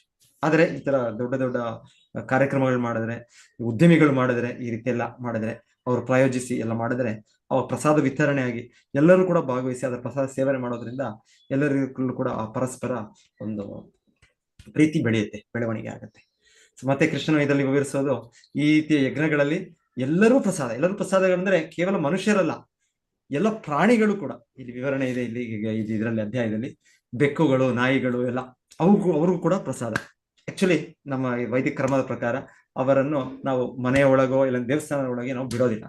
ಯಾಕಂದ್ರೆ ಅವರು ಅವರ ಒಂದು ಇದರಲ್ಲಿ ಕೊಳಕ ಪ್ರದೇಶದಲ್ಲಿ ಅವರು ಇರೋದು ಯಾವಾಗ್ಲೂ ಒಂದು ಅವರ ಎಂಜಿಲು ಎಲ್ಲವೂ ಕೂಡ ಒಂದು ರೀತಿಯಲ್ಲಿ ಒಂದು ತಾಮಸ ಗುಣದಲ್ಲಿ, ರಾಜಸ ಗುಣದಲ್ಲಿ ಇರೋ ಜೀವಿಗಳು. ಆದ್ರೆ ಗೋಮಾತೆ ಹಾಗಲ್ಲ. ಗೋಮಾತೆ ಪ್ರತಿಯೊಂದು ಅದರ ಒಂದು ಇದು ಕೂಡ ಪವಿತ್ರವಾದದ್ದು. ಸೊ ಹಾಗೆ ಅದನ್ನು ಒಳಗೆ ನಾವು ಗೋಮಾತೆಯನ್ನು ರಕ್ಷಣೆ ಮಾಡ್ತೇವೆ, ಗೋರಕ್ಷಣೆ, ಅವರನ್ನು ಪೂಜೆ ಮಾಡ್ತೇವೆ. ಅದೇ ಈ ಬೇರೆ ಪ್ರಾಣಿಗಳನ್ನ ಅವರಿಗೂ ಇದೆ ಸ್ಥಾನಮಾನ ಇದೆ. ಆದ್ರೆ ಈ ರೀತಿಯ ಇದರಲ್ಲಿ ಹೇಳ್ತಾರೆ, ಅವರು ಕೂಡ ಈ ಪ್ರಸಾದವನ್ನು ಅವರು ಕೂಡ ನಾವು ವಿತರಣೆ ಮಾಡ್ತೇವೆ, ಅದೆಲ್ಲ ವಿವರಣೆ ಇದೆ. ಸೊ ಯಾರು ಕೂಡ ನಿರ್ಲಕ್ಷ್ಯ ಇಲ್ಲ, ಎಲ್ಲರಿಗೂ ಕೂಡ ಅವರವರ ಸ್ಥಾನಮಾನದಲ್ಲಿ ಅವರವರು ಕೃಷ್ಣ ಪ್ರಜ್ಞೆಯನ್ನು ಬೆಳೆಸೋ ರೀತಿಯಲ್ಲಿ ಅವರಿಗೆ ನಾವು ಸಹಾಯ ಮಾಡಬೇಕು. ಸೊ ಕೃಷ್ಣ ಈ ಗೋವರ್ಧನ ನೀರಲ್ಲಿ ಅದು ಕೂಡ ತೋರಿಸ್ಕೊಡೋದು. ಸೊ ನಂತರ ಇವರೆಲ್ಲರೂ ಎಲ್ಲ ಬ್ರಾಹ್ಮಣರೆಲ್ಲ ಸೇರಿ ಏನು ಪೂಜೆ ಇದು ಮಾಡಬೇಕು ಅದು ಗೋವರ್ಧನ ಗಿರಿಗೆ ಪೂಜೆ ಮಾಡ್ತಾರೆ. ಮತ್ತೆ ಗೋವರ್ಧನಕ್ಕೆ ಅವರು ಎಲ್ಲ ನೈವೇದ್ಯವನ್ನು ಅರ್ಪಣೆ ಮಾಡ್ತಾರೆ. ಮತ್ತೆ ಕೃಷ್ಣನು ಎಲ್ಲ ವೃಂದಾವನ ವಾಸಿಗಳು ಅವರನ್ನ ಸೇರಿಸ್ಕೊಂಡು ಗೋಮಾತೆಗಳ ಮುಂದೆ ಇಟ್ಕೊಂಡು ಅವರು ಗೋವರ್ಧನ ಬೆಟ್ಟವನ್ನು ಪ್ರದಕ್ಷಿಣೆ ಮಾಡ್ತಾರೆ. ಸೊ ಗೋವರ್ಧನ ಬೆಟ್ಟ ಪ್ರದಕ್ಷಿಣೆ ಈಗಲೂ ಕೂಡ ಈ ಕ್ರಮ ಇದು ಭಕ್ತರು ಮಾಡ್ತಾ ಇದ್ದಾರೆ. ಇದು ಕೃಷ್ಣನು 5000 ವರ್ಷಗಳ ಹಿಂದೆ ಕೃಷ್ಣನು ಸ್ವತಃ ಮಾಡಿದ್ದು ಭಗವಂತನು. ಸೊ ಈಗ ಅದ ಆಚರಣೆ ಕ್ರಮ ಅದೀಗಲೂ ಕೂಡ ನಡೀತಾ ಇದೆ. ಸೊ ಹೀಗೆ ಕೃಷ್ಣನು ಅದೆಲ್ಲ ಮಾಡಿದ್ಮೇಲೆ ಕೊನೆಗೆ ಹೇಳ್ತಾರೆ, ಈ ನೈವೇದ್ಯ ಅರ್ಪಣೆ ಮಾಡಿದಾಗ ಕೃಷ್ಣನೇ ಸ್ವತಃ ಒಂದು ದೊಡ್ಡ ಬೃಹದ ಆಕಾರವಾದ ರೂಪವನ್ನು ತೆಗೆದುಕೊಂಡು ಗೋವರ್ಧನ ಗಿರಿಯ ಇದನ್ನು ವ್ಯಕ್ತಿಗತ ರೂಪವನ್ನು ಸ್ವೀಕರಿಸಿಕೊಂಡು ಭಗವಂತನು ಆ ಒಂದು ನೈವೇದ್ಯವನ್ನು ಸ್ವೀಕರಿಸ್ತಾನೆ, ಆನಂದದಿಂದ ಸ್ವೀಕರಿಸ್ತಾನೆ. ಸೊ ಮತ್ತೆ ಕೃಷ್ಣ ಹೇಳೋದು ನೋಡಿ, ಗೋವರ್ಧನ ಎಷ್ಟು ಕರುಣಾಮಯಿ, ನಾವು ಅವನನ್ನು ಪೂಜೆ ಮಾಡಿದ್ದು, ಅವನೀಗ ಪರ್ಸನಲಿ ವ್ಯಕ್ತಿಗತವಾಗಿ ಅವನೀಗ ನಮ್ಮ ಮುಂದೆ ಕಾಣಿಸ್ಕೊಂಡು ಅವನು ಪ್ರತ್ಯಕ್ಷವಾಗಿ ಎಲ್ಲವನ್ನೂ ನಮ್ಮ ಕಾಣಿಕೆಗಳನ್ನು ಸ್ವೀಕರಿಸ್ತಾ ಇದ್ದಾನೆ ಅಂತ ಭಗವಂತನ. ಯಾಕಂದ್ರೆ ಕೃಷ್ಣನ ಒಂದು ವಿಸ್ತರಣೆನೆ ಗೋವರ್ಧನ ಕೂಡ ಒಂದು ಭಕ್ತನ ರೂಪದಲ್ಲಿ ವಿಸ್ತರಣೆ ಅಂತ ಹೇಳ್ತಾರೆ ಒಂದ್ಸಲ. ಸೊ ಹಾಗೆ ನಾವು ಹೇಗೆ ಕೃಷ್ಣನು ಇಲ್ಲಿ ತೋರಿಸೋದು ನಾನು ಗೋವರ್ಧನ ಬೇರೆ ಅಲ್ಲ, ಗೋವರ್ಧನ ಬೆಟ್ಟ ಬೇರೆ ಅಲ್ಲ. ಹಾಗೆ ಈ ಕ್ರಮ ಇದರ ಪಾಠ ನಾವು ಗೋವರ್ಧನ ಬೆಟ್ಟದ ಒಂದು ಇದನ್ನು ಕೂಡ ಗೋವರ್ಧನ ಶಿಲೆಯನ್ನು ಭಗವಂತನ ಕೃಷ್ಣನ ಮೂರ್ತಿಯ ಸಮಾನವಾಗಿ ನಾವು ತಿಳಿದು ನಾವು ಪೂಜಿಸಬಹುದು. ಈಗ ಸಾಲಿಗ್ರಾಮ ಪೂಜೆ ಮಾಡ್ತಾರೆ ಭಕ್ತರು. ಸಾಲಿಗ್ರಾಮ ಅದು ತುಳಸಿ ಸಾಲಿಗ್ರಾಮ ವಿವಾಹ ಲೀಲೆಗಳೆಲ್ಲ ಆಗೋದು, ಮತ್ತು ಗಂಧಕಿ ನದಿ ಅಲ್ಲಿ ನೇಪಾಳದಲ್ಲಿ ಇದು ಹರಿದು ಬರೋದು, ಅದು ಭಗವಂತನ ಇದರಲ್ಲಿ ಕಲ್ಲಿನ ರೂಪದಲ್ಲಿ ಭಗವಂತನ ಕಲ್ಲಲ್ಲ, ಅದು ಭಗವಂತನೇ ಸಾಕ್ಷಾತ್ ಭಗವಂತನ ಅವತಾರ, ಅರ್ಚಾವತಾರ. ಸೊ ಹಾಗೆಯೇ ನಾವು ಈ ಈ ಬೆಟ್ಟದ ಗೋವರ್ಧನ ಗಿರಿಯ ಬೆಟ್ಟದ ಶಿಲೆಗಳನ್ನು ತಂದು ನಾವು ಅವರಿಗೆ ಸ್ನಾನ ಮಾಡಿಸೋದು, ಅಭಿಷೇಕ ಮಾಡಿಸಿ, ಮತ್ತೆ ಅವರಿಗೆ ತಿಲಕ ಧಾರಣೆ ಮಾಡಿಸಿ, ಮತ್ತೆ ಅವರಿಗೆ ಸ್ವಲ್ಪ ವಸ್ತ್ರ ಈ ತರ ಕವರ್ ಮಾಡಿ ನೈವೇದ್ಯಗಳನ್ನ ಅರ್ಪಣೆ ಮಾಡಿ ನಾವು ಮನೆಯಲ್ಲಿ ಪೂಜೆ ಮಾಡಬಹುದು. ಸೊ ಇದು ಕೂಡ ಭಗವಂತ ತೋರಿಸ್ಕೊಟ್ಟಿದ್ದು. ಸೊ ಗೋವರ್ಧನ ಗಿರಿಧಾರಿ. ಸೊ ಕೃಷ್ಣ ಎತ್ತದ ಗಿರಿ. ಸೊ ಗೋವರ್ಧನ ಗಿರಿರಾಜ್ ಎಲ್ಲ ಗಿರಿಗಳು, ಎಲ್ಲ ಪರ್ವತಗಳ ರಾಜನು ಯಾರು? ಗೋವರ್ಧನ. ಸೊ ಗಿರಿರಾಜ್ ಅಂತ ಕರೀತಾರೆ. ಸೊ ಇವರ ಪೂಜೆ ಕೂಡ ಕೃಷ್ಣನು ತೋರಿಸ್ಕೊಟ್ಟಿದ್ದೀರಿ. ಸೊ ಕೆಲವು ಭಕ್ತರು ಇದ್ದಾರೆ ಅಲ್ಲಿ, ನಿಮ್ಮ ಹರಿಣಿ ಮಾತಾಜಿಯವರೆಲ್ಲ ಅಲ್ಲಿದ್ದಾರೆ ಅನ್ಕೊಳ್ತೀನಿ. ಅಲ್ಲಿ ಗೋವರ್ಧನ ಹತ್ರ ವೃಂದಾವನ ಯಾತ್ರೆಗೆ ಸ್ವಲ್ಪ ಜನ ಹೋಗಿದ್ದಾರೆ. ಸೊ ಅವ್ರು ಅಲ್ಲೇ ಹತ್ರದಲ್ಲಿ ಇರ್ತಾರೆ. ನೀವು ಯಾರಾದ್ರೂ ನೋಡ್ತೀರಾ ಅಂದ್ರೆ ಅವ್ರ ಹತ್ರ ವಿಡಿಯೋ ಮಾಡಿ ನೋಡ್ಬೋದು, ಗೋವರ್ಧನ ದರ್ಶನ ಅಲ್ಲಿ ಪಡಿಬಹುದು. ಇಲ್ಲ ಅಂದ್ರೆ ಈಗ ಆನ್ಲೈನ್ ಅಲ್ಲೂ ಕೂಡ ನಿಮ್ಗೆಲ್ಲ ಸಿಗ್ಬೋದು. ತುಂಬಾ ನೂರಾರು ಸಾವಿರಾರು ಜನ ಗೋವರ್ಧನ ಈ ದಿವಸ ಅಲ್ಲಿ ಪ್ರದಕ್ಷಿಣೆ ಮಾಡೋದು, ಈ ರೀತಿ ಅನ್ನಕೂಟ ಸಮಾರಂಭ ಮಾಡೋದು. ಸೊ ನಾವೇನ್ ಮಾಡ್ತೇವೆ, ಇದನ್ನು ಶಿಲ ಪ್ರಭುಪಾದರು ನಮಗೆ ನಮ್ಮ ಸಂಸ್ಥೆಯಲ್ಲಿ ಆ ಗೋವರ್ಧನವನ್ನು ಒಂದು ಅನ್ನ ಇದರಲ್ಲೋ, ಇಲ್ಲಾಂದ್ರೆ ಕೆಲವು ಜನ ಭಕ್ತರು ಒಂದು ಹಲ್ವಾ ಸೂಜಿ ಅದರಲ್ಲಿ, ಇದು ಸ್ವಲ್ಪ ಜನ ಕೇಕ್ ಅಲ್ಲಿ ಮಾಡ್ತಾರೆ. ಸೊ ಈ ಬೇರೆ ಬೇರೆ ತರದ ತಿನಿಸುಗಳಲ್ಲಿ ಗೋವರ್ಧನ ಬೆಟ್ಟವನ್ನು ಆ ರೀತಿ ಚಿಕ್ಕ ಇದನ್ನು ಮಾಡಿ, ಮತ್ತೆ ಇದು ರಾಧಾಕೊಂಡ ಈ ಸ್ಥಳಗಳು, ಯಾಕಂದ್ರೆ ಗೋವರ್ಧನ ಸುತ್ತು ತುಂಬಾ ಪವಿತ್ರ ಸ್ಥಳಗಳಿದೆ. ಎಲ್ಲೆಲ್ಲಿ ಭಗವಂತನು ತನ್ನ ಸ್ನೇಹಿತರೊಟ್ಟಿಗೆ ಮಾಡಿದ ದಿವ್ಯ ಲೀಲೆಗಳು, ಗೋಪಾಲಕರು, ಗೋಪಿಯರು, ಶ್ರೀಮತಿ ರಾಧಾರಾಣಿಯವರ ಜೊತೆಗೆಲ್ಲ ಕುಸುಮ ಸರೋವರ, ಎಷ್ಟೋ ಇದೆ ಸ್ಥಳಗಳಿದೆ. ಮೇ ಬಿ ನಾನು ನೋಡ್ತೀನಿ, ಪ್ರಯತ್ನ ಪಡ್ತೀನಿ. ನಾಳೆ ಏನಾದ್ರು ನನಗಾದ್ರೆ, ಇಲ್ಲಾಂದ್ರೆ ಯಾರಾದ್ರೂ ಭಕ್ತರು ಕೂಡ ಅದನ್ನ ಸ್ವಲ್ಪ ಸ್ಟಡಿ ಮಾಡಿ ನಾಳೆ ಏನಾದ್ರು ತಿಳಿಸ್ಬೋದು. ತುಂಬಾ ಗೋವರ್ಧನ ಗಿರಿ ಸುತ್ತು ಪ್ರದಕ್ಷಿಣೆಯಲ್ಲಿ ಬಹಳ ಸ್ಥಳಗಳಿದೆ, ಅದರ ಮಹತ್ವ ಇದೆ. ಅಲ್ಲಿ ಹೋಗೋದು, ಅಲ್ಲಿ ಭಗವಂತನಿಗೆ ಪ್ರಾರ್ಥನೆ ಮಾಡೋದು, ಅದು ಸ್ಥಳಗಳಿದೆ. ಸೊ ಅದ್ರ ಬಗ್ಗೆ ಕೂಡ ನಾವು ನಾಳೆ ಬೇಕಾದ್ರೆ ಯಾರಾದರೂ ನೀವು ತಯಾರಿಯಾಗಿ ಬರ್ತೀರಾ ಅಂದ್ರೆ ಆ ಕ್ಲಾಸ್ ಕೂಡ ನೀವು ತಗೊಳ್ಬೋದು. ಯಾರಾದ್ರೂ ಇಲ್ಲಾಂದ್ರೆ ನನಗೆ ಆದ್ರೆ ನಾನು ನೋಡ್ತೀನಿ. ಸೊ ಈ ಗೋವರ್ಧನ ಇದನ್ನು ಕೃಷ್ಣನೇ ಸ್ವತಃ ಈ ಒಂದು ಆರಾಧನೆಯನ್ನು ಆರಂಭಿಸಿ ಕೃಷ್ಣನು ಮಾಡಿ, ಮತ್ತೆ ಇಂದ್ರನ ಇದು ಅಗತ್ಯ ಇಲ್ಲ ಅಂತ ಕೃಷ್ಣನು ತೋರಿಸಿ. ಸೊ ಇದಾದ್ಮೇಲೆ ಇದೆಲ್ಲ ಲೀಲೆ ಆದ್ಮೇಲೆ ಇಂದ್ರನಿಗೆ ಕೋಪ ಬರುತ್ತೆ. ಸೊ ಇಂದ್ರನ ಕೋಪ ಬಂದು ಇಂದ್ರ ಸತತವಾಗಿ ಮಳೆ, ಇಂದ್ರನ ಅಧಿಕಾರದಲ್ಲಿದೆ ಎಲ್ಲ ಮೋಡಗಳು, ಇವರೆಲ್ಲ ಉಪದೇವತೆಗಳು, ಒಂದೊಂದು ಮೋಡ, ಸಂವರ್ತಕ, ಇವರೆಲ್ಲ ಹೆಸರುಗಳಿದೆ. ಸೊ ಅದು ಒಂದು ಪ್ರಳಯ ಸಮಯದಲ್ಲಿ ಇವರೆಲ್ಲ ಕೆಲಸ ಮಾಡುವಂಥದ್ದು. ಸೊ ಅವರೆಲ್ಲಾನು ಬರ್ತಾರೆ, ಬಂದು ಕೃಷ್ಣನ ಆದೇಶದ ಮೇಲೆ, ಇಂದ್ರನ ಆದೇಶದ ಮೇಲೆ ಸತತವಾಗಿ ಮಳೆ. ಸೊ ಈ ಎಲ್ಲ ಸಂಪೂರ್ಣ ವೃಂದಾವನ ವಾಸಿಗಳು ಈ ಮಳೆಗೆ ಏನ್ ಮಾಡೋದು, ಎಲ್ಲಿ ಹೋಗೋದು ನಾವು, ಎಲ್ಲಿ ಕೂಡ ಮಳೆನೆ, ಎಲ್ಲ ಅಲ್ಲಿಗಿರುವ ಗೋವುಗಳು ಎಲ್ಲರಿಗೂ ಕೂಡ ಹಿಂಸೆ, ಎಲ್ಲೂ ಕೂಡ ಮಳೆ, ಎಲ್ಲಿ ಹೋಗೋದು, ಏನ್ ಮಾಡೋದು, ಎಲ್ಲ ಕಡೆ ಎಲ್ಲ ನೀರು ತುಂಬ ಹೋಗ್ಬಿಟ್ಟಿದೆ. ಪ್ರವಾಹ, ಯಮುನಾ ನದಿ ಪ್ರವಾಹದಿಂದ ಉಕ್ಕಿ ಬರುವಂಥದ್ದು. ಸೊ ಕೃಷ್ಣನು ಏನ್ ಮಾಡ್ತಾನೆ, ಈಗ ನಾನು ನಿಮಗೆ ಎಲ್ಲರೂ ಬಂದು ಕೃಷ್ಣ ಹತ್ರ ಬರ್ತಾರೆ, ಕೃಷ್ಣನಿಗೆ ನೀನೇ ಕಾಪಾಡಬೇಕು. ಸೊ ವೃಂದಾವನವಾಸಿಗಳು ಅವ್ರಿಗೆ ಗೊತ್ತು, ಅವರಿಗೆ ಪರಮ ರಕ್ಷಕ, ಪರಮ ಪುರುಷ ಕೃಷ್ಣನು. ಸೊ ಅವನ ಹತ್ರ ಬಂದಾಗ ಕೃಷ್ಣನ್ ಹೇಳ್ತಾರೆ, ಕೃಷ್ಣನು ಅವನ ಎಡಗೈಯಿಂದ ಹೇಳ್ತಾರೆ, ಕೃಷ್ಣನೇನು ಬಲಗೈ ಬೇಕಾಗಿಲ್ಲ ಕೃಷ್ಣನಿಗೆ, ಎಡಗೈಯಿಂದ ಅವನು ಆ ಗೋವರ್ಧನ ಬೆಟ್ಟವನ್ನು ತೆಗೆದು, ಮತ್ತೆ ಅವನ ಎಡಗೈನ ಚಿಕ್ಕ ಬೆರಳು, ಎಲ್ಲದಕ್ಕಿಂತ 5 ಬೆರಳುಗಳಿದೆ ನಮ್ಗೆ, ಚಿಕ್ಕ ಬೆರಳಲ್ಲಿ ಶಕ್ತಿ ಕೂಡ ತುಂಬಾ ಕಡಿಮೆ. ಹೆಬ್ಬೆರಳು ಅಂದ್ರೆ ಸ್ವಲ್ಪ ಶಕ್ತಿ ಜಾಸ್ತಿ ಇರ್ಬೋದು, ಇನ್ನೊಂದು ಚಿಕ್ಕ ಬೆರಳಲ್ಲಿ ಏನಿಲ್ಲ. ಸೊ ಕೃಷ್ಣನು ಪುಟ್ಟ ಬಾಲಕ, 7 ವರ್ಷ ಬಾಲಕ, ಹೇಗೆ ಮಕ್ಕಳು ಒಂದು ಕೊಡೆಯನ್ನು, ನಾಳಿ ಕೊಡೆ ಇಲ್ಲ ಇದನ್ನ ಇಟ್ಕೊಳ್ತಾರೋ ಇನ್ನೊಂದು, ಆ ರೀತಿಯಲ್ಲಿ ಕೃಷ್ಣನು ಈ ಗೋವರ್ಧನ ಪರ್ವತವನ್ನು ತೆಗೆದು ಎಲ್ಲ ವೃಂದಾವನವಾಸಿಗಳಿಗೆ ಬನ್ನಿ ಇದರ ಕೆಳಗೆ ಬನ್ನಿ ಅಂತ. ಸೊ ಅವರು ಬಂದು, ಸೊ ಈ ಮಳೆ ಎಷ್ಟು 7 ದಿವಸ ಸತತವಾಗಿ ಇಂದ್ರನು ಸುರಿಸಿದ್ದು ಮಳೆ, ಆದ್ರೆ ಏನೂ ಆಗಲಿಲ್ಲ. ಆಕ್ಚುಲಿ ಕೃಷ್ಣನು ಆಗಲೇ ಇಂದ್ರನ ಮೇಲೆ ಆಯುಧವನ್ನು ಹಾಕಿ ಅವರನ್ನು ಕೊಲ್ಲಬಹುದಾಗಿತ್ತು, ಇಲ್ಲಾಂದ್ರೆ ಅವನನ್ನು ಬಂಧಿಸಬಹುದಾಗಿತ್ತು, ಏನೋ ಬೇಕಾದ್ರೆ ಮಾಡ್ಬೋದಾಗಿತ್ತು ಕೃಷ್ಣನು. ಆದ್ರೆ ಕೃಷ್ಣ ಮಾಡ್ಲಿಲ್ಲ ಅದು, ಯಾಕಂದ್ರೆ ಇಂದ್ರನು ಕೂಡ ಭಕ್ತನೇ. ಸೊ ಭಕ್ತನಾದ್ರಿಂದ ಕೃಷ್ಣನು ಆ ರೀತಿಯ ಒಂದು ಕ್ರಮವನ್ನು ತಗೊಳ್ಳಿಲ್ಲ. ಆ ರೀತಿ ಕ್ರಮ ತಗೊಳ್ಳದೆ ಅವರಿಗೆ ಸ್ವಲ್ಪ ಅರ್ಥ ಆಗ್ಲಿ, ನಾನೇನು, ನನ್ನ ಶಕ್ತಿ, ನನ್ನ ಸ್ಥಾನ ಏನು ಗೊತ್ತಾಗ್ಲಿ ಅಂತ ಕೃಷ್ಣನು ತನ್ನ ರೀತಿಯಲ್ಲೇ ಅವನು ಗೋವರ್ಧನ ಬೆಟ್ಟವನ್ನು ತೆಗೆದದ್ದು. ಸೊ ಇದು ಈ ಗಿರಿಧಾರಿ. ಸೊ ಕೃಷ್ಣನ ಇದು ಏನ್ ಹೇಳ್ತಾರೆ, ಇದು ಸೂಪರ್ ಹ್ಯೂಮನ್ ಆಕ್ಟಿವಿಟೀಸ್, ಅತಿಮಾನುಷ ಚಟುವಟಿಕೆ. ಇದು ಯಾರು ಕೂಡ ಮಾಡಕ್ಕಾಗಲ್ಲ. ಜನರು ಹೇಳ್ತಾರೆ, ನಾನು ದೇವರು, ನಾನು ದೇವರ ಅವತಾರ, ನನ್ನನ್ನು ಪೂಜಿಸಿ, ನನ್ನನ್ನು ಧ್ಯಾನಿಸಿ, ನಾನು ಈ ಕಲಿಯುಗದಲ್ಲಿ ಬಂದಿರೋ ಅವತಾರ, ಏನೇನೋ ಹೇಳ್ತಾರೆ ಜನರು, 1000 ಹೇಳ್ತಾರೆ. ಮಾಡ್ತೀರಾ ನೀವೇನಾದ್ರೂ ಈ ತರ ಒಂದು ಬೆಟ್ಟವನ್ನು ಎತ್ತಕ್ಕಾಗತ್ತಾ? ಆ ಬೆಟ್ಟವನ್ನು ಬಿಡಿ, ನೀವು ನಿಮ್ಮ ಮನೆ ಮುಂದೆನೋ, ನಿಮ್ಮ ಆಶ್ರಮದ ಮುಂದೆನೋ, ನಿಮ್ಮ ಇದ್ರ ಮುಂದೆ ಒಂದು ಬಂಡೆಗಲ್ಲಿದ್ರೆ ಅದನ್ನೇ ಎತ್ತಿ ನೀವು ಎತ್ತಕ್ಕಾಗತ್ತಾ? ಒಬ್ಬರೇ ಒಂದು ಬಂಡೆಗಲ್ಲಿದೆ 100 ಕಿಲೋ 2 ಕಿಲೋ, ಅದನ್ನೇ ಎತ್ತಕ್ಕಾಗಲ್ಲ. ಸೊ ನಾವು ಈಗ ಇಷ್ಟು ಒಂದು ಬೆಟ್ಟವನ್ನು ಎತ್ತೋದು. ಸೊ ಭಗವಂತನು ಅಂದ್ರೆ ಈ ರೀತಿಯ ಚಟುವಟಿಕೆಗಳು, ಅಲೌಕಿಕ ಚಟುವಟಿಕೆಗಳು, ದಿವ್ಯ ಚಟುವಟಿಕೆಗಳು, ಅವನನ್ನು ನಾವು ಪರಮ ಪುರುಷ ಅಂತ ನಾವು ಭಾವಿಸೋದು. ಇಲ್ಲ ಶ್ರೀರಾಮಚಂದ್ರನು ಸಮುದ್ರವನ್ನು ಕ್ರಾಸ್ ಮಾಡಿ ಅಲ್ಲಿ ಲಂಕೆಗೆ ಹೋಗ್ಬೇಕು ಅಂದ್ರೆ ಅವನು ಸೇತುವೆ, ರಾಮ ಸೇತುವೆ, ಅದು ತೇಲುವ ಸೇತುವೆ. ಆದರೆ ಭಗವಂತನು ಇಚ್ಛೆ ಪಟ್ರೆ ನಿಮ್ಮ ಲಾ ಆಫ್ ಗ್ರಾವಿಟೇಷನ್ ಎಲ್ಲೋಯ್ತು. ನಾವ್ ಹೇಳ್ತೇವೆ ಲಾ ಆಫ್ ಎಲ್ಲವೂ ಕೂಡ ಮುಳುಗ್ಬಿಡುತ್ತೆ ನೀರಿನಲ್ಲಿ, ಭಾರವಾದದ್ದು. ಈ ಕಲ್ಲುಗಳು ತೇಲ್ತಾ ಇದೆ. ಯಾವ ಕಾನೂನು, ಯಾವ ನಿಯಮ, ಯಾವ ಲಾ? ಭಗವಂತನು ಇದರ ಈ ಕಾನೂನು, ಈ ಲಾಗಳ ಸೃಷ್ಟಿಕರ್ತನ, ಲಾ ಮೇಕರ್ ಅವನು. ಸೊ ಅವನು ಇಚ್ಛೆ ಪಟ್ರೆ ಇದು ಯಾವ್ದು ಕೆಲಸ ಮಾಡೋದಿಲ್ಲ. ಅಷ್ಟು ಬೃಹದಾಕಾರ, ಅಷ್ಟು ಭಾರವಾದ ವಸ್ತು ಅದು ಹಗುರವಾಗಿ ಆಗ್ಬಿಡುತ್ತೆ.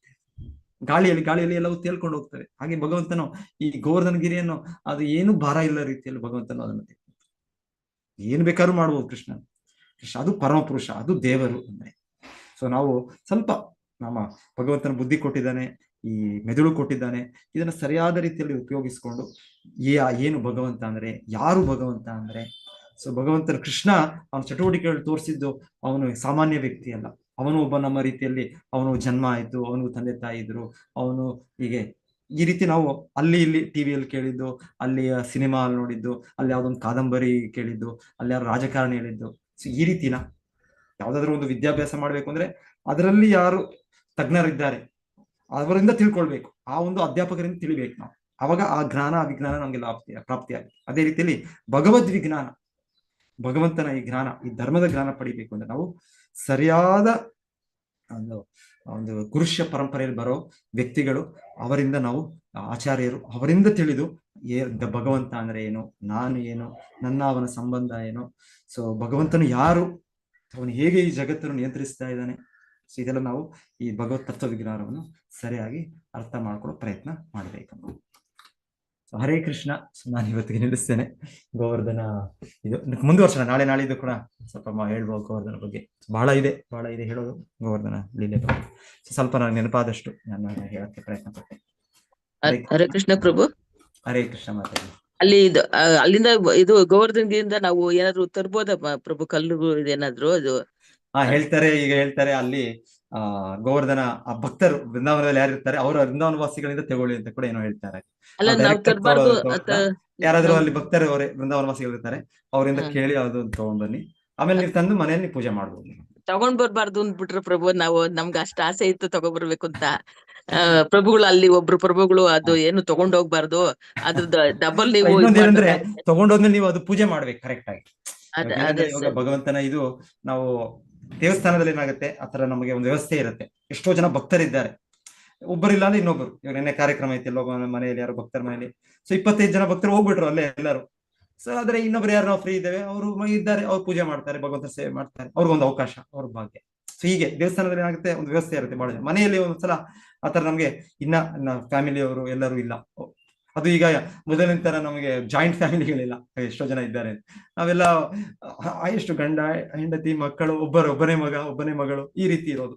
ಸೊ ಈ ರೀತಿ ಇರುವಾಗ ಈ ಪೂಜಾ ಇದು ಕ್ರಮ ನಾವು ಸರಿಯಾಗಿ ಮಾಡಕ್ಕಾಗುತ್ತಾ ಇಲ್ವೋ ಅಂತ ಒಂದೊಂದ್ಸಲ ಭಕ್ತರು ನಮಗೆ ಹೇಳ್ತಾರೆ, ಬೇಡ ಬೇಡ ಈಗಲೇ ಮಾಡಬೇಡಿ ನೀವು, ಅವ್ರು ನಿಮ್ಗೆ ಗೊತ್ತು ನಿಮ್ಮ ಮನೆಯಲ್ಲಿ ನಿಮ್ಗೆ ಹೇಗೆ ನಿಮ್ಮ ಆಚರಣೆ ನಡೀತಾ ಇದೆ ಅಂತ. ಇಲ್ಲಾಂದ್ರೆ ಒಂದು ವ್ಯವಸ್ಥೆಯಾಗಿ ನಿಮಗೆ ಸಾಮಾನ್ಯವಾಗಿ ಇದು ಏನು ದೊಡ್ಡ ಪೂಜೆ ಅಲ್ಲ, ಗೋವರ್ಧನ ಶಿಲೆ ಪೂಜೆ ಮಾಡೋದಕ್ಕೆ, ಸಾಲಿಗ್ರಾಮ ಶಿಲೆ ಮಾಡೋದಕ್ಕೆ, ಆದ್ರೆ ಅಷ್ಟಾದ್ರೂ ಕನಿಷ್ಠ ಇದನ್ನು ಮಾಡ್ಬೇಕು ನಾವು ಪ್ರತಿನಿತ್ಯ. ಅವ್ರಿಗೆ ಒಂದು ಅವ್ರಿಗೆ ಸ್ನಾನ ಮಾಡಿಸೋದು, ಮತ್ತೆ ಅವ್ರಿಗೊಂದು ಶೃಂಗಾರ ಮಾಡೋದು, ಒಂದು 1/4 ಗಂಟೆ ಅರ್ಧ ಗಂಟೆ ಆದ್ರೂ ನೀವು ಅದಕ್ಕೆ ಸೀಮಿತವಿಟ್ಟು ಅವ್ರಿಗೆ ಭೋಗ ನೈವೇದ್ಯ ಅರ್ಪಣೆ ಮಾಡೋದು, ಆ ಕ್ರಮಗಳು. ಸೊ ಅದು ಕ್ರಮೇಣವಾಗಿ ಮಾಡ್ಬೋದು. ಆದ್ರೆ ಇದು ಮಾಡ್ಬೋದು, ನಾವು ಇದು ಮಾಡ್ಬೇಕಿದೆ. ಬಹಳ ಭಕ್ತರು ಮಾಡ್ತಾರೆ ಈ ರೀತಿ. ಗಿರಿರಾಜ್ ಅವರನ್ನು, ಗೋವರ್ಧನ ಗಿರಿಯನ್ನು ಮನೇಲಿ ಇಟ್ಕೊಂಡು ಪೂಜೆ ಮಾಡ್ತಾರೆ. ಪ್ರಭು ನಾಳೆ ಇದು ನೀವು ಎಲ್ಲೋ ತೋಟದಲ್ಲಿ ಮಾಡ್ತೀನಿ ಅಂದ್ರಲ್ಲ ಪ್ರಭು, ಎಲ್ಲೋ ಮಾತಾಜಿ ಇದ್ರಲ್ಲಿ ಮಾಡ್ತೀವಿ ಅಂದ್ರಲ್ಲ ಪ್ರಭು, ಅದ್ ನಾಳೆ ಸ್ವಲ್ಪ ಹಾಕಿ ಪ್ರಭು, ನಾವೆಲ್ಲ ನೋಡೋಣ. ನೀವು ಇದ್ ಮಾಡ್ಕೊಂಡ್ ಬಂದ್ರೆ ಎಲ್ಲ ಈ ಸ್ಥಳಗಳು ಏನೇನಿದೆ ಅಂತೆಲ್ಲ ಅದ್ರ ಬಗ್ಗೆ ಗೋವರ್ಧನ ಬೆಟ್ಟ ಸುತ್ತೋದು ಇದಿದೆ. ಸೊ ಅಲ್ಲ ಪ್ರಭು, ಅದಲ್ಲ, ಇವತ್ತು ಅಲ್ಲಿ ಪೂಜೆ ಮಾಡ್ತಿರಲ್ಲ ಪ್ರಭು, ಇವತ್ತು ಗೋವರ್ಧನ್ ಪೂಜೆ ಮಾಡ್ತಿದ್ದೀರಲ್ಲ ನೀವು, ಅದು ನಾಳೆ ಹಾಕಿ ಪ್ರಭು ನಮ್ಗೆ, ಅದನ್ನ ನಾವೆಲ್ಲ ನೋಡ್ತೀವಿ. ಆನ್ಲೈನ್ ಇಲ್ಲ ಪ್ರಭುಜಿ, ಆನ್ಲೈನ್ ಇಲ್ಲ, ನೋಡ್ಲಿಕ್ಕೆ ಆಗುದಿಲ್ಲ. ಆನ್ಲೈನ್ ಇರುತ್ತೆ ಮತ್ತೆ, ಆನ್ಲೈನ್ ಇರುತ್ತೆ, ಲಿಂಕ್ ಹಾಕ್ತಾರೆ ಮತ್ತೆ ನಿಮ್ಗೆ. ಮಧ್ಯಾಹ್ನದ್ದು ಹಾಕ್ತಾರೆ, ಅದು ರಾತ್ರಿದು ಕೂಡ ಹಾಕ್ತಾರೆ, 2 ಕೂಡ ಇರುತ್ತೆ. ಭಾಗವತ ಸರ್ ನೀವು ಪೋಸ್ಟ್ ಮಾಡಿ ಮಾತಾಜಿ. ಓಕೆ ನಾಗಪತಿ ಮತ್ತೆ 2 ಮಧ್ಯಾಹ್ನದ ಲಿಂಕ್ ಪೋಸ್ಟ್ ಮಾಡಿ, ಸಂಜೆದು ಕೂಡ ಪೋಸ್ಟ್ ಮಾಡಿ, ಲೈವ್ ಕೂಡ ನೋಡ್ಬೋದು ಇಲ್ಲ ಆಚರಣೆ. ಪ್ರಭುಜಿ, ಹರೇ ಕೃಷ್ಣ ಪ್ರಭುಜಿ, ಹೇಳಿ. ಆಕ್ಚುಲಿ ಇಂದ್ರಜಲನ ಪೂಜೆ ಮಾಡ್ಬೋದು ಮನೇಲಿ ಇಟ್ಬಿಟ್ಟು? ಯಾರ ಪ್ರಭುಜಿ? ಇಂದ್ರ ಸಮುದ್ರದೊಳಗೆ ಅಡಿಗಿರ್ತಾನೆ, ಅದು ಇಂದ್ರಜಾಲ ಅಂತ ಬರುತ್ತಲ್ವಾ, ಮನೇಲಿ ಇಟ್ಟು ಪೂಜೆ ಮಾಡ್ಬೋದಾ? ಇಂದ್ರಜಾಲ ಯಾರಿಗೆ ಇದ್ರ ಬಗ್ಗೆ ನನಗೆ ಎಷ್ಟು ಮಾಹಿತಿ ಇಲ್ಲ. ಯಾರಿಗೆ ಗೊತ್ತು ಇದ್ರ ಬಗ್ಗೆ? ಯಾರಾದ್ರೂ ಭಕ್ತರು ಹೇಳ್ತಾರ? ಮಾತಾಜಿ, ಉಮಾ ಕುಲಕರ್ಣಿ ಮಾತಾಜಿಗೆ ಗೊತ್ತಿದ್ರೆ. ಇಂದ್ರಜಾಲ ಅಂತ ಹೇಳ್ತಾರೆ. ಏನದು ಇಂದ್ರಜಾಲ ಅಂದ್ರೆ? ಆಕ್ಚುಲಿ ಅದು ಯಾರೋ ಇಂದ್ರನ ಸಾಯ್ಸಕ್ ಬಂದಾಗೆ ಎದ್ರಕೊಂಡ್ಬಿಟ್ಟು ಸಮುದ್ರದ ಅಡಿಯಲ್ಲಿ ಹೋಗ್ಬಿಟ್ಟು ಬಚ್ಚಿಟ್ಕೊಂಡಿರ್ತಾನೆ. ಆ ಗಿಡದಲ್ಲಿ ಬಚ್ಚಿಟ್ಕೊಂಡಿರ್ತಾನೆ ಅಂತ ಅದನ್ನ ಮನೇಲಿ ಇಟ್ಬಿಟ್ಟು ಪೂಜೆ ಮಾಡ್ತಾರ ಪ್ರಭುಜಿ. Okay okay okay. ಎನಿವೆ ನೀವು ಕೃಷ್ಣನ ಪೂಜೆ ಮಾಡಿ ಅಲ್ವಾ, ನಮ್ಗೆ ಈ ಲೀಲೆಯಲ್ಲಿ ಕೃಷ್ಣ ತೋರಿಸಿದ ಹಾಗೆ ಇದೆ, ತರದ ವಿವರಣೆಗಳು ಕೊಟ್ಟಿದ್ದಾರೆ ಶಾಸ್ತ್ರದಲ್ಲಿ. ನಿಮ್ಮ ತರದ ಅಪೇಕ್ಷೆಗಳನ್ನು ಪೂರೈಕೆ ಮಾಡ್ಲಿಕ್ಕೆ ಎಲ್ಲ ಅದು. ಆದ್ರೆ ನಾವು ಪರಮಪುರುಷ ಭಗವಂತನನ್ನು ಆರಾಧಿಸಿದರೆ, ಅವನನ್ನು ಆಶ್ರಯಿಸಿದರೆ, ಅವನೆಲ್ಲವನ್ನು ಕೂಡ ಅವನ ಅನುಗ್ರಹಿಸುವ ಕೊನೆಯವರು ಅವನೇ. ಇವರ ಮೂಲಕ ಅವನು ಅನುಗ್ರಹಿಸಿ ಕೊಡ್ತಾ ಇದ್ದಾನೆ ಅಷ್ಟೇ. ಆದ್ರೆ ನಮ್ಗೆ ಭಗವಂತನ ಹೇಳಿದ್ದು, ಅವನನ್ನು ನೇರವಾಗಿ ನಾವು ಪೂಜಿಸೋದ್ರಿಂದ ಆ ಒಂದು ಅಪೇಕ್ಷೆಗಳು ಪೂರೈಕೆ ಆಗತ್ತೆ. ಜೊತೆಗೆ ಜೀವನದ ಅಂತಿಮ ಗುರಿಯಾದ ನಾವು ಈ ಭೌತಿಕ ಬದ್ಧ ಜೀವನವನ್ನು ತ್ಯಜಿಸಿ ನಾವು ನಮ್ಮ ಮನೆಯಾದ ಭಗವದ್ಧಾಮಕ್ಕೆ ಹೋಗ್ತೇವೆ. ಸೊ ನಾವು ಹೇಗೆ ಒಂದು ಮಗು ಅದು ತಂದೆ ತಾಯಿಯರನ್ನ ಬಿಟ್ಬಿಟ್ಟು ಅದು ಬೀದಿ ಪಾಲಾಗಿ ಅದು ಅನಾಥರಾಗಿರಿದ್ದಾಗ ಅದಕ್ಕೆ ತರತರದ ನಾವು ಲಾಭಗಳು ಕೊಡ್ಬೋದು. ಅದಕ್ಕೆ ಆ ಮಗುಗೆ ಒಂದು ಎಲ್ಲಾದ್ರೂ ಒಂದು ನಾವು ವಾಸಸ್ಥಳ ಕೊಡ್ಬೋದು, ಇಲ್ಲಾಂದ್ರೆ ಇನ್ನೊಂದೇನಾದ್ರೂ ವಿದ್ಯಾಭ್ಯಾಸ ಕೊಡ್ಬೋದು, ಇನ್ನೊಂದು ಆಹಾರ ಕೊಡ್ಬೋದು. ನಾವು ನೋಡ್ಬೋದು, ನಾವು ನಮ್ಮ ಸಾಮರ್ಥ್ಯ ಅಂತಷ್ಟು ನೋಡ್ಬೋದು ನಾವು. ಆದ್ರೆ ಎಲ್ಲದಕ್ಕಿಂತ ಒಳ್ಳೇದೇನು? ಆ ಅನಾಥ ಮಗುಗೆ ನೀವೇನ್ ಮಾಡ್ಬೇಕು? ಪೋಷಣೆ ಮಾಡ್ಬೇಕು. ಅಲ್ಲ, ಏನ್ ಮಾಡ್ಬೇಕು ನೀವು? ಎಲ್ಲ ಇಷ್ಟು ಪರಿಹಾರಗಳಿದೆ ಅನಾಥ ಮಗುಗೆ. ಇವಾಗ ತಂದೆ ತಾಯಿ ಬಿಟ್ಬಿಟ್ಟು ಅವರು ಹೊರಗೋಗಿ ಎಲ್ಲೋ ಬೀದಿ ಪಾಲಾಗಿ ಏನೋ ಮಾಡ್ತಾ ಇದ್ದಾರೆ, ಅವ್ರಿಗೆ ನೀವು ಸ್ವಲ್ಪ ದಿವಸ ನೋಡ್ಕೊಳ್ತೀರಾ, ಅದಕ್ಕೆ ಅವ್ರಿಗೆ ಆಹಾರ ತಂದೆ ತಾಯಿ ಹತ್ರ ಕಳಿಸ್ಬೇಕು ಪ್ರಭುಜಿ. ಹೌದು, ನೋಡಿ ಕರೆಕ್ಟ್ ತಾನೆ ಗಂಗಾಧರ್ ಅವರೇ? ಏನ್ ಮಾಡ್ಬೇಕು? ಆ ಅನಾಥ ಮಗುಗೆ ನೀವು ತಂದೆ ತಾಯಿ ಕರ್ಕೊಂಡು ಹೋಗ್ಬೇಕು. ನೀವು ಕರ್ಕೊಂಡು ಹೋಗ್ಬಿಟ್ಟು, ಯಾಕಂದ್ರೆ ತಂದೆ ತಾಯಿಗೆ ಸಹಜವಾಗಿ ಮಗು ಮೇಲೆ ಪ್ರೀತಿ ಇದೆ, ಅವ್ರಿಗೆ ಶಕ್ತಿ ಕೂಡ ಇದ್ರೆ, ಸಪೋಸ್ ಆ ತಂದೆ ತಾಯಿಯರು ಅವರು ಎಲ್ಲ ದೊಡ್ಡ ಶ್ರೀಮಂತರಾಗೋ ದೊಡ್ಡ ಇನ್ನೊಂದು ಇದ್ದಾಗ ಅವ್ರಿಗೆ ಸಹಜವಾಗಿ ನೋಡ್ಕೊಳ್ತಾರ ಅಲ್ವಾ? ನಾವ್ಯಾಕೆ ಅಯ್ಯೋ ಆ ಮಗುಗೆ ಈ ತರ ಆಗೋಯ್ತು ಅಂತ ನಾವೊಂದು ಫೇಸ್ಬುಕ್ ಅಲ್ಲಿ ಪೋಸ್ಟ್ ಹಾಕೋಣ, ಇನ್ನೊಂದು ಇನ್ಸ್ಟಾಗ್ರಾಮ್ ಅಲ್ಲಿ ಹಾಕೋಣ, ಮತ್ತೆ ಒಂದು ದೊಡ್ಡ ಒಂದು ಇದು ಕ್ರಿಯೇಟ್ ಮಾಡಿ ಅವ್ರಿಗೆ ಸಪೋರ್ಟ್ಗೆ ಇದು ಫಂಡ್ಸ್ ರೈಸ್ ಮಾಡೋಣ? ಯಾಕೆ ಬೇಕು? ನಾವು ಅವ್ರ ತಂದೆ ತಾಯಿಯವರು ಅಷ್ಟು ಸಮರ್ಥರಿದ್ದಾರೆ, ಅವ್ರ ಹತ್ರ ಹೋಗಿ ಬಿಟ್ಬಿಟ್ರೆ ಆಯ್ತಲ್ಲ ನಾವು. ಹಾಗೆ ನಮಗೆ ಕೃಷ್ಣ ಪ್ರಜ್ಞೆ ವಿಧಾನ ಅಂದ್ರೆ ನಾವೆಲ್ಲರೂ ಕೃಷ್ಣನ ಮಕ್ಕಳು. ಮಮ ಅಹಂ ಬೀಜ ಪ್ರದಾಪಿತ. ಕೃಷ್ಣನ ಮತ್ತೆ ಮತ್ತೆ ಗೀತೆಯಲ್ಲಿ ಹೇಳೋದು, ನಾನು ಎಲ್ಲರ ಸಲಹು ತಂದೆ. ಹಾಗಾಗಿ ನಾವು ಕೃಷ್ಣ ಪ್ರಜ್ಞೆ ಬೆಳೆಸ್ಕೊಂಡು ಕೃಷ್ಣ ಆಶ್ರಯದ ಹೋದ್ರೆ ಆಯ್ತು, ಫಿನಿಶ್, ಒಮ್ಮೆಲೆ ಎಲ್ಲ ಪರಿಹಾರ ಆಯ್ತು. ಸೊ ಅದಕ್ಕೆ ಮತ್ತೆ ಮತ್ತೆ ಭಗವಂತನು ನಮಗೆ ಅವನ ಲೀಲೆಯಲ್ಲಿ ಭಗವದ್ಗೀತೆಯಲ್ಲಿ ತಿಳಿಸೋದು, ಪ್ರತಿಯೊಬ್ಬರು ಅವನನ್ನು ಆಶ್ರಯಿಸ್ಬೇಕು. ಸೊ ಹಾಗಾಗಿ ಇದು ಉತ್ತಮೋತ್ತಮ ವಿಧಾನ, ಇದು ಕೃಷ್ಣ ಪ್ರಜ್ಞೆ ವಿಧಾನ. ಕಲಿಯುಗದಲ್ಲಿ ಸುಲಭವಾಗಿ ನಮ್ಗೆ ಇದು ಆರಂಭ ಮಾಡೋದಕ್ಕೆ ಹರೇ ಕೃಷ್ಣ ಕೃಷ್ಣ ಕೃಷ್ಣ ಹರೇ ಹರೇ, ಹರೇ ರಾಮ ರಾಮ ರಾಮ ಹರೇ ಹರೇ. ಇದರ ಜಪ ಮೂಲಕ ನಾವು ನಮ್ಮ ಭಗವಂತನ ಸಂಪರ್ಕವನ್ನು, ಆ ಸಂಬಂಧವನ್ನು ನಾವು ಪುನರ್ಜೀವನಗೊಳಿಸ್ತೇವೆ ನಾವು. ಸೊ ಹಾಗೆ ದಯವಿಟ್ಟು ಎಲ್ಲರೂ ಈ ದಿವಸ, ಇದು ಒಳ್ಳೆಯ ದಿವಸ, ಗೋವರ್ಧನ ಕೃಷ್ಣ ಇತ್ತದ ಗೋ ಪೂಜೆ, ಗೋವರ್ಧನ ಪೂಜೆ, ಭಗವಂತನು ಇದರ ಮಹತ್ವವನ್ನು ತಿಳಿಸಿದ ದಿವಸ. ಸೊ ಯಾರ್ಯಾರು ಆಗುತ್ತೆ ಎಲ್ಲರಲ್ಲಿ, ಸೊ ನೀವು ಇದ್ದಲ್ಲೇ ಇಲ್ಲ ನಿಮ್ಮ ಹತ್ತಿರದಲ್ಲೇ ಇದರಲ್ಲಿ ಭಾಗವಹಿಸಿ ಈ ಕಾರ್ಯಕ್ರಮದಲ್ಲಿ ಭಗವಂತನ ಭಕ್ತಿಯಲ್ಲಿ ಹೆಚ್ಚು ಹೆಚ್ಚು ನೀವು ಮುಂದುವರಿಸಿ. ಹರೇ ಕೃಷ್ಣ, ಎಲ್ಲರಿಗೂ ಧನ್ಯವಾದಗಳು.